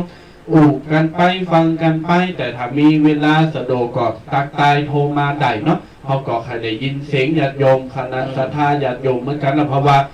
คือตึงหานี่พุทโธใครให้นี่นะคือตึงหาญาติโยมประเมศรัทธาท่านผู้ฟังอันเป็นตีหักหลายๆท่านหลายคนเหมือนกัน2-3ติดบ่ได้จ้าบ่ได้จัดหน้าใหม่วันนั้นก็บ่วางวันนี้ก็บ่วางแล้วก็ตูแดงก็จัดเมาไป2-3แถวรวดเร็วไปเลยเฮาก็บ่ได้มามาจ้าครับญาติโยมศรัทธาสักกรรมสงสัยมันลืมตุเคนั่นเนาะวันว่าตุเคมันยุบบ่อยจะได้ก็โทรมาเนอะโทรมาจ๋าทนนากันไหนแลกเป็นเห็นหูกันไหนเบอร์โทรหน้าไมค์ก็เบอร์เก่าเบอร์เดิมเนอะ0826112245เนอะพ่อแม่ศรัทธาเนอะก็โทรกันเข้ามาได้เนอะระหว่างที่สายนารอสายหน้าไมค์กันนี่เขาก็จะจะกันไปเป็นจ๋าหรือว่าปฏิณการต่างๆโทรไปก็จะมารอสายหน้าไมค์กันก่อนไปฟังแล้ววางก็สามารถโทรเข้ามาตักตายกันได้เนอะบอกเบอร์แห่งกรรม1082611245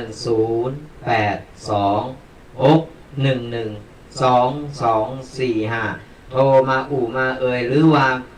ฟังแล้ววันนี้ได้ธรรมะได้ข้อคิดอะไรอย่างต่างๆนานานี่ก็มามามาบอกมากล่าวกันได้ก็โทรกันก็มาได้เนอะ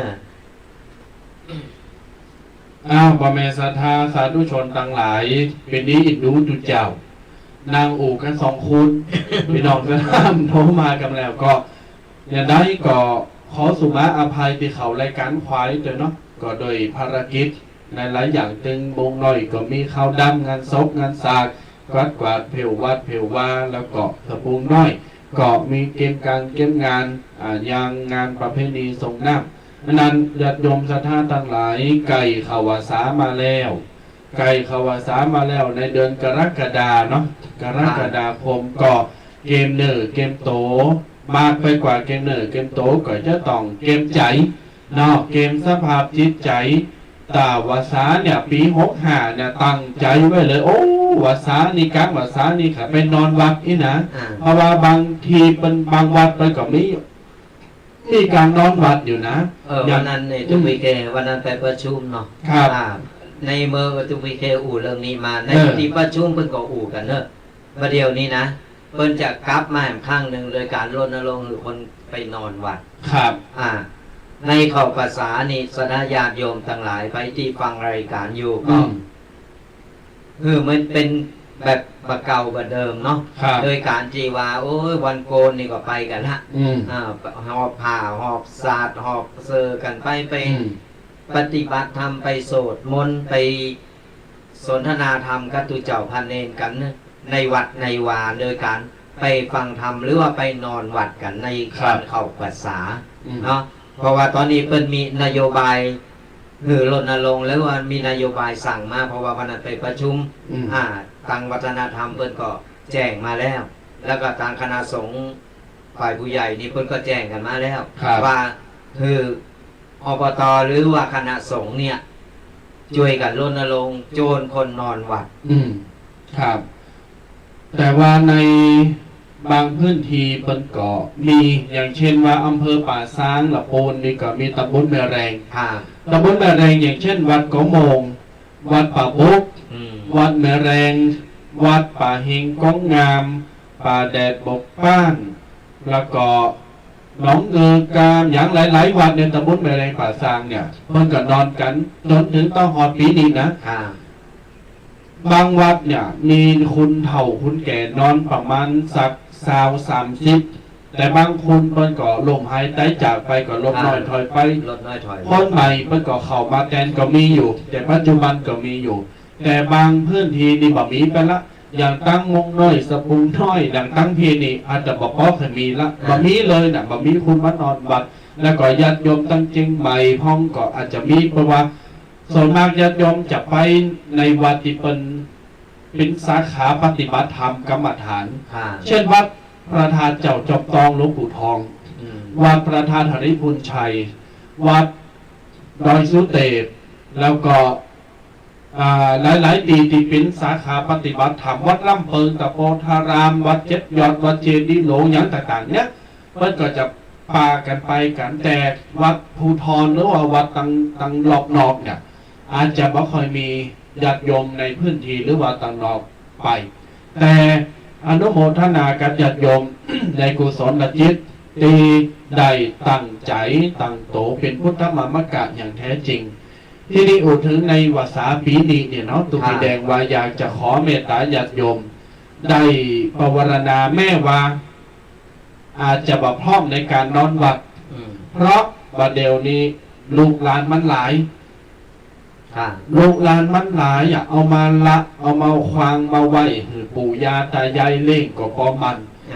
สังขารก็ปอมันเจ็บหลังเจ็บเอวปวดโหเมยขาว่าลูกอยากนั่งอยากลูกก็โอยจะนั่งก็โอยเหมือนดอกไม้โรยไม่มีแก่นสารนะครับที่พูดว่าเอาโรตีอันนั้นญาติโยมจะท่าจะลงฟอนนี่แหละท่านหนอหาภาษาเนี่ยเข้าภาษาเนี่ย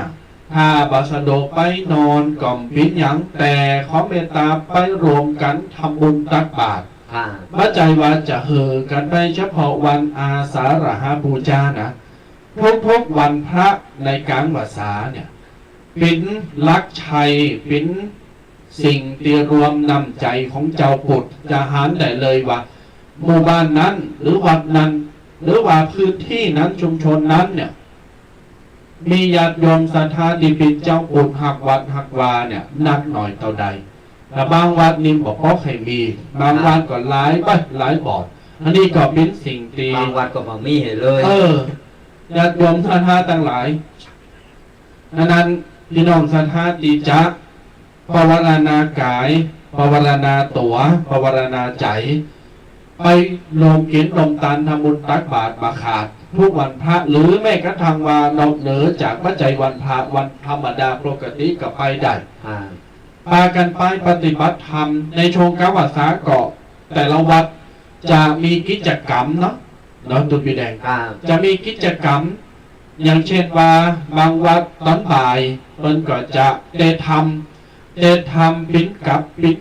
นกันปิ้นผูกไว้ปีนี้ก็ได้ทำมาแล้วแต่ว่ากันแล้วคือแต่จำว่าได้ว่าจือทำอย่างก็ไปฟังทำเป็นเริงทำเริงกันครับญาติโยมศรัทธาต่างหลายในชงของกลางคืนก็อาจจะมีการฟังน้ำฟังธรรม เพราะว่าบางวัดมันปิดตอนพักบ่าย บางวัดมันเอาพักคำอย่างวัดสะพุงน้อยนี่เอาพักแรงพักคำเลยญาติโยมพร้อมอย่างพอมันห้อนกลางวันน่ะ แล้วก็แฮมอย่างคุณเฒ่าคุณแก่เนาะลูกเจ้ามาก่อนไปวัดเห็นเขาตอนก็ดีมาแฮมมาโคคะนาโมแล้วก็ไปตัดหอมก็ดีตัดสอบว่าหากินเท่ากับบัดเทงเปิ้นเพราะอำนวยหือกับคุณเฒ่าคุณแก่ประชาชนศรัทธาเปิ้นมาวัดก็จะต้องจกปัดใจเนี่ยอุตามทุกนะจกปัดใจจกสตางค์ในกระเป๋าใส่ซองบางวัดก็มีตุนหั่นตุนนี่ซองหั่นซองนี่ถ้าบ่หอมก็จะพังให้จำเป็นจะต้องหอมบางคนเปิ้นบอกเพราะมีกำลังแต่ใจเปิ้นสู่ติ่งร้อยอยากจะมาแต่ว่ามีกำลังทรัพย์เพราะนั้นก็เปิดโอกาสให้ญาติโยมได้ไปเสาะวาหากินก่อนไปตัดหอมมัดหอมไปทำการทำงานวันคำหอมสับบุงน้อยนะแต่บางทีเขาก็หู้บางทีก็เอาตอนเจ้าโลดบางวัดก็เอาตอนบ่ายแล้วก็โดมโดยอากาศมันห้อนน่ะวางเนี่ยหรือว่าชงลังมันเนี่ย2 3 4 5 ปีมันเนี่ยแต่สับบุงน้อยนี่ตมาพาตั้งมาอยู่นี่10 กว่าปีนี่เอาตอนคำตอนแรงกุปีมาละจนถึงปีแล้วไปปีนี้ก็เหมือนกันตอนคำนี่เขาดูต่างเริ่มตั้งแต่6:30ไหว้พระสวดมนต์แล้วก็เตธรรมไหว้พระสวดมนต์เตธรรมป๊อบแล้วก็นั่งสมาธิปฏิบัติธรรมแล้วก็บรรยายหรือขอคิดแล้วก็เวียนเทียนพอเวียนเทียนแล้วก็หยาดน้ำแล้วก็ปิดบ้านแล้วก็โบกกับสภาพอากาศบรรยากาศมันลุมมันยินมันแบบห้อนเนอะกลางคืนมันเงียบสงัดมันสงบไงแล้วถ้าก็จิตใจก็สงบถ้ามาตอนบ่ายยามห้อนยามบ่ายโอ้ยแดดก็ห้อนพัดลมเป่าก็ยังเปิดไฟใส่ห้อนก็พอมันอยู่เจ้าก็ได้ทำมึนก็ย่อยเม็ดต้องโดนแข้งญาติโยมนั้นก็เอาใจญาติโยมศรัทธาได้สบายกายสบายตึงใจโดยดังนั้นอันนี้ก็แล้วแต่ว่าวัดแต่ละวัดเพิ่นจะทำเทคนิคจะได้แต่เราจะทำอย่างไรให้ญาติโยมได้มีโอกาสมาวัดหลายๆในช่วงเวลาไหนสละโอช่วงเวลาที่เปิ้นสวาหากินทำการทำงานถึงเปิ้นมีเวลาอยู่กับลูกหลานตอนบ่ายตอนแรงก็ไปทำการทำงานวันคำกินข้าวน้ำข้าวแรงอิ่มน้ำสำน้ำแล้วป๊บแรงมาคำมามาไหว้พระสวดมนต์พอแล้วประมาณ3 ทุ่มปิดบ้านเปิ้นก็สามารถรับได้เลยมีการไหว้พระสวดมนต์แล้วเนี่ยจากวัดเนี่ยญาติโยมนั้นก็แล้วแต่จะขยับขยายไปแต่อันนี้ในโซนกิจกรรมของวสปนหรือว่าวัดสะพุงน้อยอันนั้นการภาษาวันศีลวันธรรมอย่างก็เจิญญาติโยมศรัทธาสาธุชนอูไปดักปีกเดี๋ยวเนี่ยเฮาเป็นว่าแล้วว่าเฮาจัดรายการขวายนี่แต่มีภัยโทรมาแน่ญาติโยมจะบอกเบอร์แห่งกรรม0อย่างก็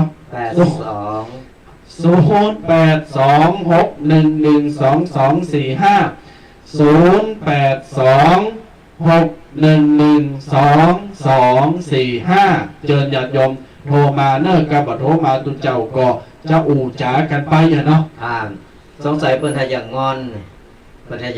อยู่ว่าตุเจ้า2 ตนนี้จะร้องงอนพอแล้ว พอยุดบ่อยยุดกันไปหลายวันหลายติดด้วยกันก็โทรกันเข้ามาได้สดญาติโยมทั้งหลายยังมีโอกาสยังมีเวลาอยู่0826112245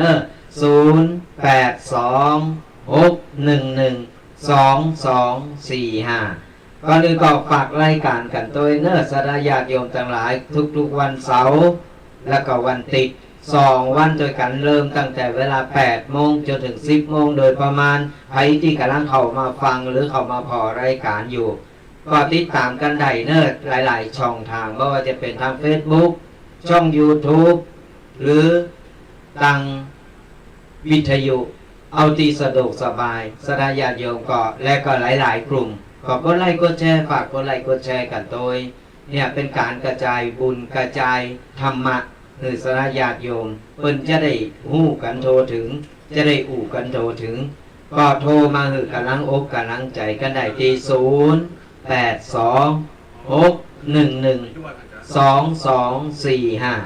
เฮาก็จะได้หู้ว่าสดญาติโยมฟังอยู่ตั้งใดกันพองเนาะ ฟังอยู่ตั้งใดกันพองฟังอีแม่ฟังอยู่เพนอีปอฟังอยู่กุนเฮาก็จะได้รู้ว่าตอนนี้หลังจากที่เพิ่นปรับปรุงสถานีเป็นสายเป็นอย่างใหม่เนี่ยแล้วก็เสียงมันจะชัดก่อเสียงมันดีก่อหรือว่าเป็นอย่างไรเนี่ยโทรมารายงานมาบอกมากล่าวกันได้กันนักปิ่งวิงวอยนี่นะตูเจ้า2 กลุ่ม 2 ตนก็อ่อนอกอ่อนใจเหมือนกันนะสระญาติโยมเพราะฉะนั้นแล้วโทรมามามาหือกำลังใจกันมาตักมาตายกันว่าอีแม่ปอฟังอยู่ตั้งเพยังฟังอยู่ยังน้อยก็เป็นญาติชูกำลังตูเจ้าผู้ทอน2 รูป 2 ตนของเฮานี้ได้มีกำลังอกกำลังใจกันครับเอาละญาติโยมได้รับสายโทรศัพท์ด่วนจะละหือตูแดงไว้คนเดียวให้มันอย่าไปฟังโขนญาติโยมวางนี้ก็อย่างที่บอกไปมันแถม2 วันจะเป็นงานทรงน้ำของวัดสะพุงน้อยญาติโยมประกอบมาตานประเดี๋ยวนี้ประเดี๋ยวน้ำมาตานก็จะต้องไปปันปอนประเดี๋ยวปัญหายุวัดกำลังโทรมาจะขอโอกาสขออนุญาตลาญาติโยมชาทาก่อนที่จะหมดเวลาแต่ว่าจะปล่อยคือญาติหืออันกับตูปีแดง20 นาทีสุดท้ายเนี้ยเนาะก็จะหือพอสมควรแก่เวลาก็ก่อนแต่จะลาญาติโยมศรัทธาไปแต่ว่าวันพุธก็วันที่5วันพุธวันที่5วันอาทิตย์ก็ปะกันแห่งวันหนึ่งปะกันถึง2 ตุนอาจจะปะถึง2 ตุนนะถ้าทางวัดสะพุงน้อยบ่มีงานอย่างหนักหลายขนาดนั้นเนาะแต่ถ้ามีงานก็จะแล้วก็จะมองหือกับตุปีแดงเปิ้นใดจ้าปิ้นพี่บ่าอยู่คนเดียวเนาะให้โหอยู่คนเดียวก่อนแต่จะจากไปย้ำแห่งกรรมญาติโยมท่านผู้ฟังทาง Facebook YouTube และวิทยุขึ้น104ศรัทธาเฮาวันที่7 มิถุนายนวันอังคารที่จะถึงเนี่ยนะเชิญญาติโยมมาร่วมทำบุญงานประเพณีทรงน้ำอธิษฐานบุรพาจารย์ของวัดสะพุงน้อยการนี้จะเริ่มพิธี9 โมงครึ่งเป็นต้นไปเปิดโอกาสให้ญาติโยมได้เอาน้ำดื่มน้ำหวานอาหารและโรงทานต่างๆมารวมทำบุญกันได้และก่อนการนี้ขอเปิดบุญกับญาติโยมศรัทธาแฟนคลับแฟนรายการท่านผู้ฟัง104และรายการต่างๆรวมถึงรายการวาทธรรมกำยองนี้ได้รวมกันเป็นเจ้าภาพผ่าปังสุกุล30 ชุดละ100 บาทผ่าปังสุกุล30 ชุดละ100 บาทแจ้งความประสงค์ใดตีเบอร์โทรศัพท์อาตมาภาพตูบีเคเจ้าอาวาสวัดสะพุงน้อยโดยตรงดันทหาร1 ผืน 2 ผืน 3 ผืนลูกเต่าเหล่าล้านสามีภรรยาก็แล้วแต่30 ผืนละ100 บาทจะถอดถวายในวันที่7 มิถุนายนหรือกับครูบาอาจารย์ติดต่อสอบถามรวมทำบุญใดตีเบอร์โทรศัพท์ส่วนตัวของอาตมาภาพตูบีเคเบอร์นี้063-756-1681จดแห่งกรรมญาติโยม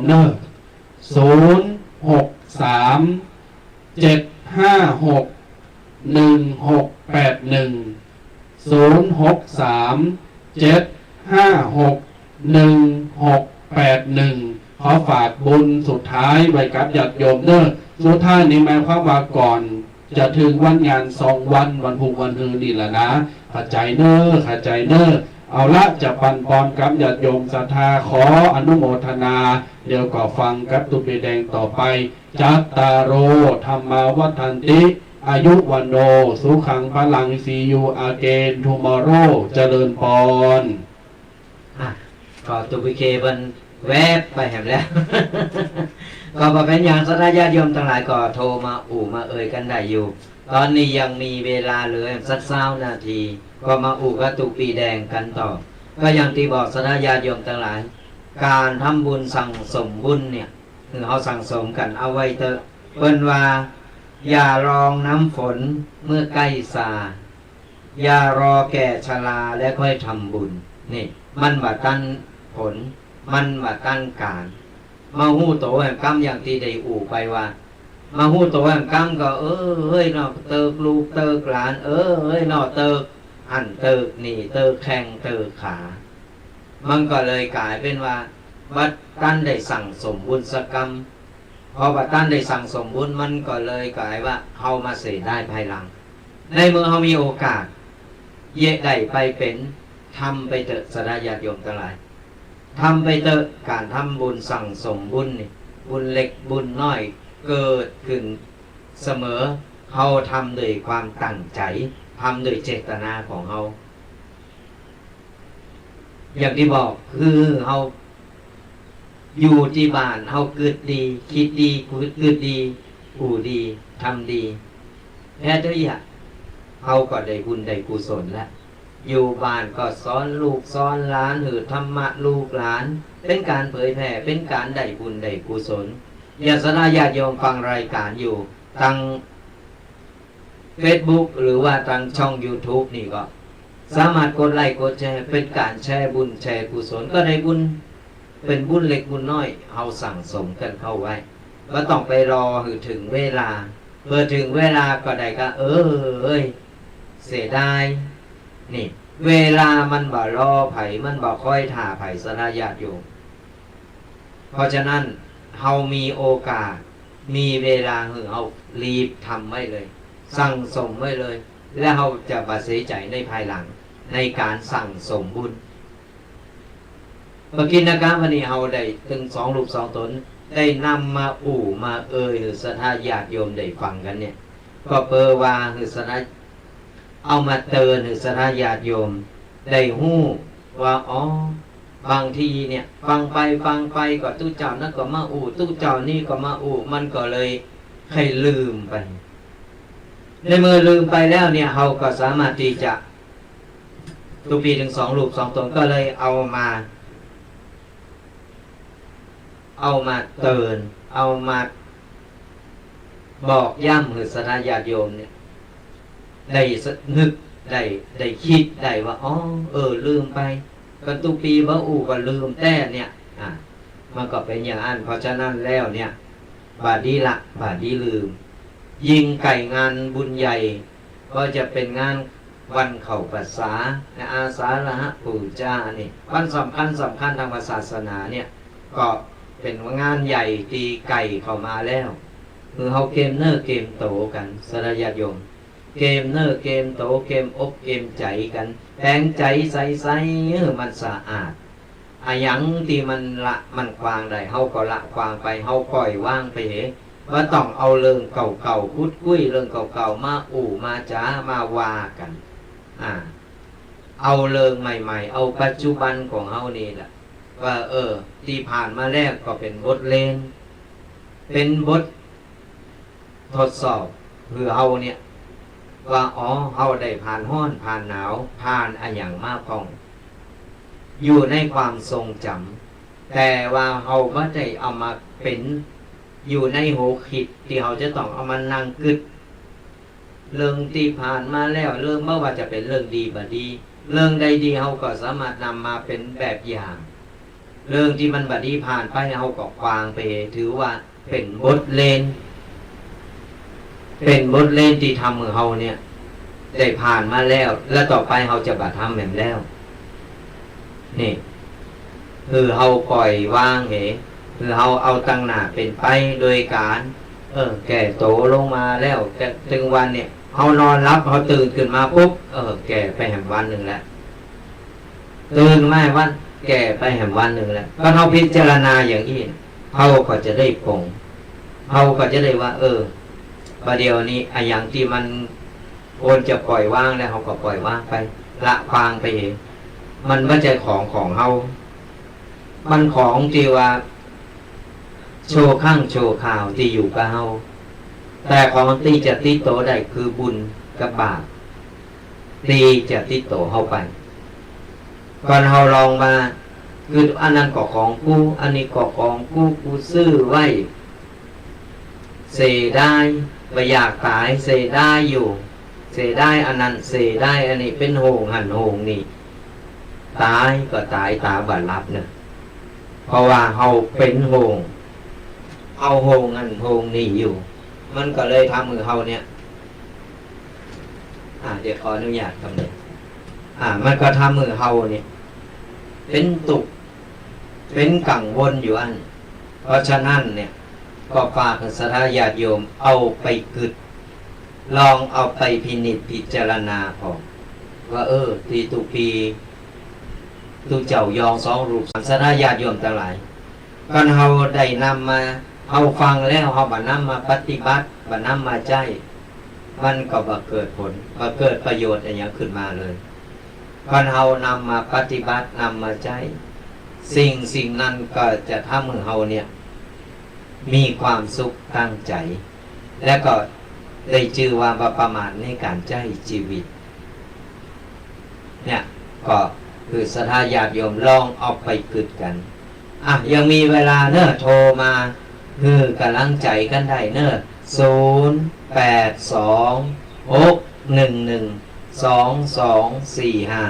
ที่คือศรัทธาญาติโยมโทรมานี่เพราะว่าใครหู้เหมือนกันว่า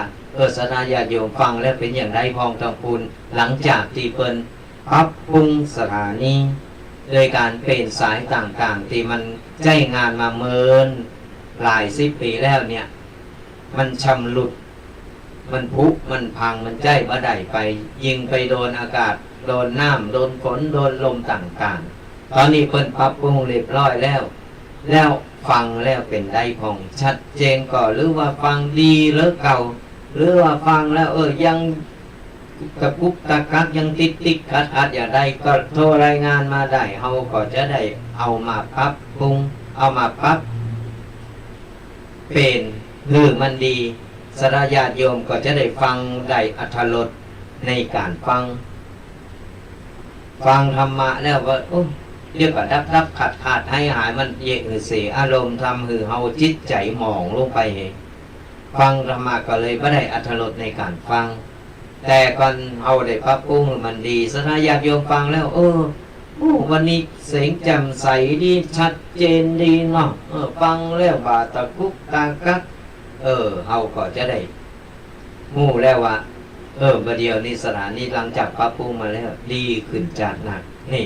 เป็นการปรับปรุงเอาใจเปิ้นมาใส่กันเนาะก็อย่างน้อยก็โทรมารายงานเขาจะได้หู้ก็จะนั่งฟังอย่างเดียวแล้วก็ปล่อยตูเจ้าเขาก็บอกหู้คนฟังคนฟังแล้วเป็นอย่างใดของกันว่ามีเวลาแต่ก็ว่าเป็นอย่างศรัทธาญาติโยมทั้งหลายกันว่าก็ฟังอยู่เนอะแต่ว่าไม่ได้โทรมีเวลาโทรก็ว่าเป็นอย่างน้อยส่องศรัทธาญาติโยมได้ฟังแล้วก็ได้ส่งกำลังจิตกำลังใจถึงกันมันก็สบายใจศรัทธาญาติโยมบอกย้ำกันแหมกรรมตั้งแต่นี้ไปก็ไปลืมเนอะทุกวันเสาร์วันติดเหมือนเก่าเหมือนหลังตั้งแต่เวลา8 โมงจนถึง10 โมงโดยประมาณก็จะได้มามากระตุกเจ้ายองป่าสร้าง2 รูป 2 ตนเป็นกูท่องกันก็จะได้นำเอาปกิณกะต่างๆเอาธรรมะต่างๆมาเล่าสู่ศรัทธาญาติโยมมามามาตักมาตายกันคือศรัทธาญาติโยมเนี่ยได้ฟังธรรมะไปโดยมนไปโดยไข่โหไปโดยเนี่ยประเดี๋ยวเพิ่นวิวัฒนาการฟังธรรมะแบบบาซิเลตเพิ่นเอาธรรมะวาไรตี้ส่งถึงตีส่งถึงบ้านประเดี๋ยวตุเจ้าพระเนรเพิ่นจะทำกันอย่างอี้แล้วเป็นการเผยแผ่เผยแผ่ธรรมะศรัทธาญาติโยมฟังถึงบ้านจะได้มาศรัทธาญาติโยมว่า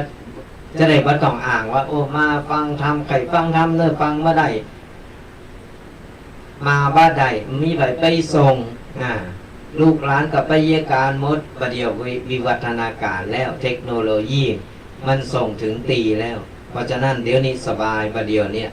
สบายขึ้นจาดหนักเหมือนกรรมเก่าที่คนได้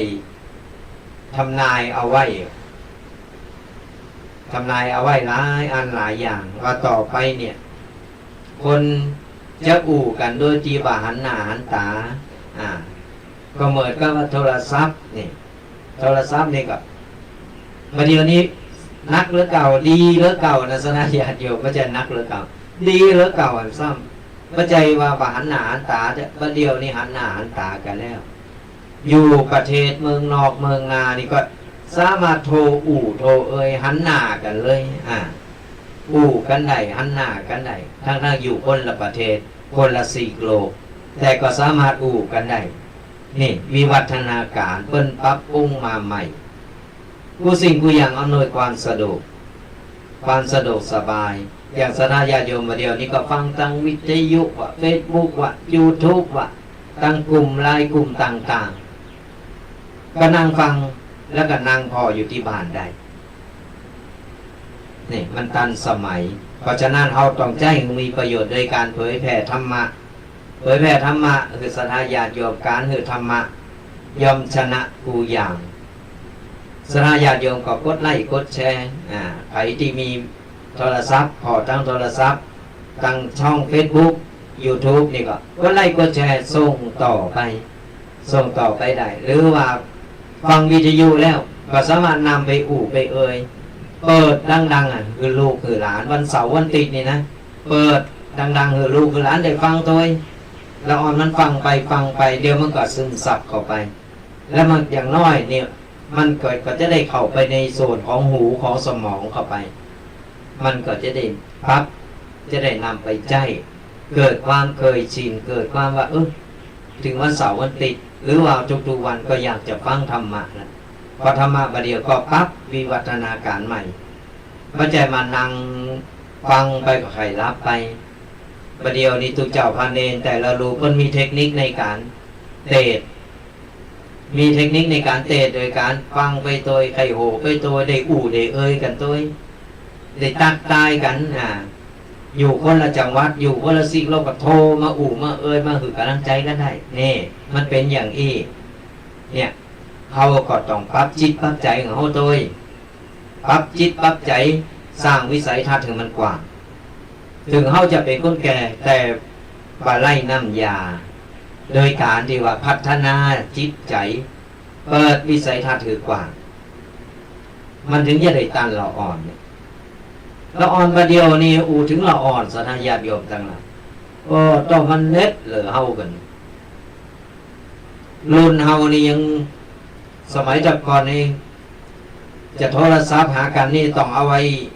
กล่องนมนี่ไปเจาะหูแล้วก็ต่อเจอเข้าไปอยู่คนฟังโทรกันเล่นในอย่างบักเก็ตเกือบก็แก๊บนี่ก็เป็นกระลามเป้านี่เอากระโหลงเป้านี่มาแปลงไงแล้วก็แปลงเจอไปเทววันกบกับเนี่ยสมัยบรรยากาศเก่าๆตอนเป็นละอ่อนมันเป็นอย่างอันมาเดียวนี่ว่ามีมาการกล้วยละอ่อนมาเดียวหมูจักเนี่ยเอาการกล้วยมาแปลงมาแปลงปืนเนี่ยเคยเล่นอยู่ตุปียังตอนเป็นละอ่อนยังเคยเล่นอยู่สนามญาติโยมมอนส่อนผ้ากันนี่มันมอนเล่นมาเก็บกันนี่ถึงไม่ยิงประจายเล่นกันโดดหนังยางหนังเส้นหนังเนี่ยเอามาต่อกันนี่นะประเดี๋ยวนี้บ่มีนั่งก้มหน้าก้มตากดหันกดนี่ต้องน้ำลาเข้าปากก็มกินแต่มันดีอย่างมันดีที่ว่าทำให้เราอ่อนมันอยู่กะตี มันแบบไปโลนไปหันไปนี่แบบไปโดดน้ำตุ่มต่ำได้โทรศัพท์ไปอันมันอยู่กะตีมันอยู่ก้มหน้าก้มตาอยู่หันวันค่ำคืนหงมันจึงไปดังใด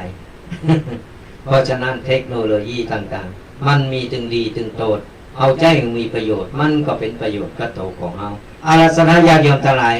สุดท้ายนี้ก็ถึงเวลาใดเวลาพอดีเนาะเหลือเวลานาทีนึงก็เอาไว้พบปะกันใหม่ในวันผูกวันติดตั้งแต่เวลา 8 โมงเป็นต้นไปก็จะได้นำเอาปกิณกะต่างๆมาเล่าสู่สถาญาติโยมฟังกันให้ใหม่จะไปลืมติดตามแล้วก็ไปลืมกดไลค์กดแชร์กันตัวเนอะวันผูกตั้งแต่เวลา 8 โมงจนถึง 10 โมงและทุกๆวันเสาร์วันติด2 วันเนอะจะได้มาพบปะจะเจอกับตุเจ้ายองป่าสร้าง2 รูป 2 ตนจะได้มาเป็นกูท่องกันก็ฝากรายการกันเอาไว้โดยสุดท้ายนี้ก็ขออวยพรอวยใจให้กับคณะญาติโยมที่สดับหับฟังตั้งอกตั้งใจฟังกันมา ตั้งแต่เจ้าจนถึงปัจจุบันนี้ก็ขอให้สนาญาติโยมจุภูจุคนจงหายทุกข์หายโศกหายโรคหายภัยหายเจ็บหายไข้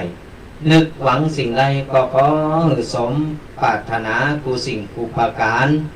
นึกเงินได้เงินนึกทองได้ทองโชคดีมีใจกันจูผู้จูคนเนอะหายเจ็บหายไข้นึก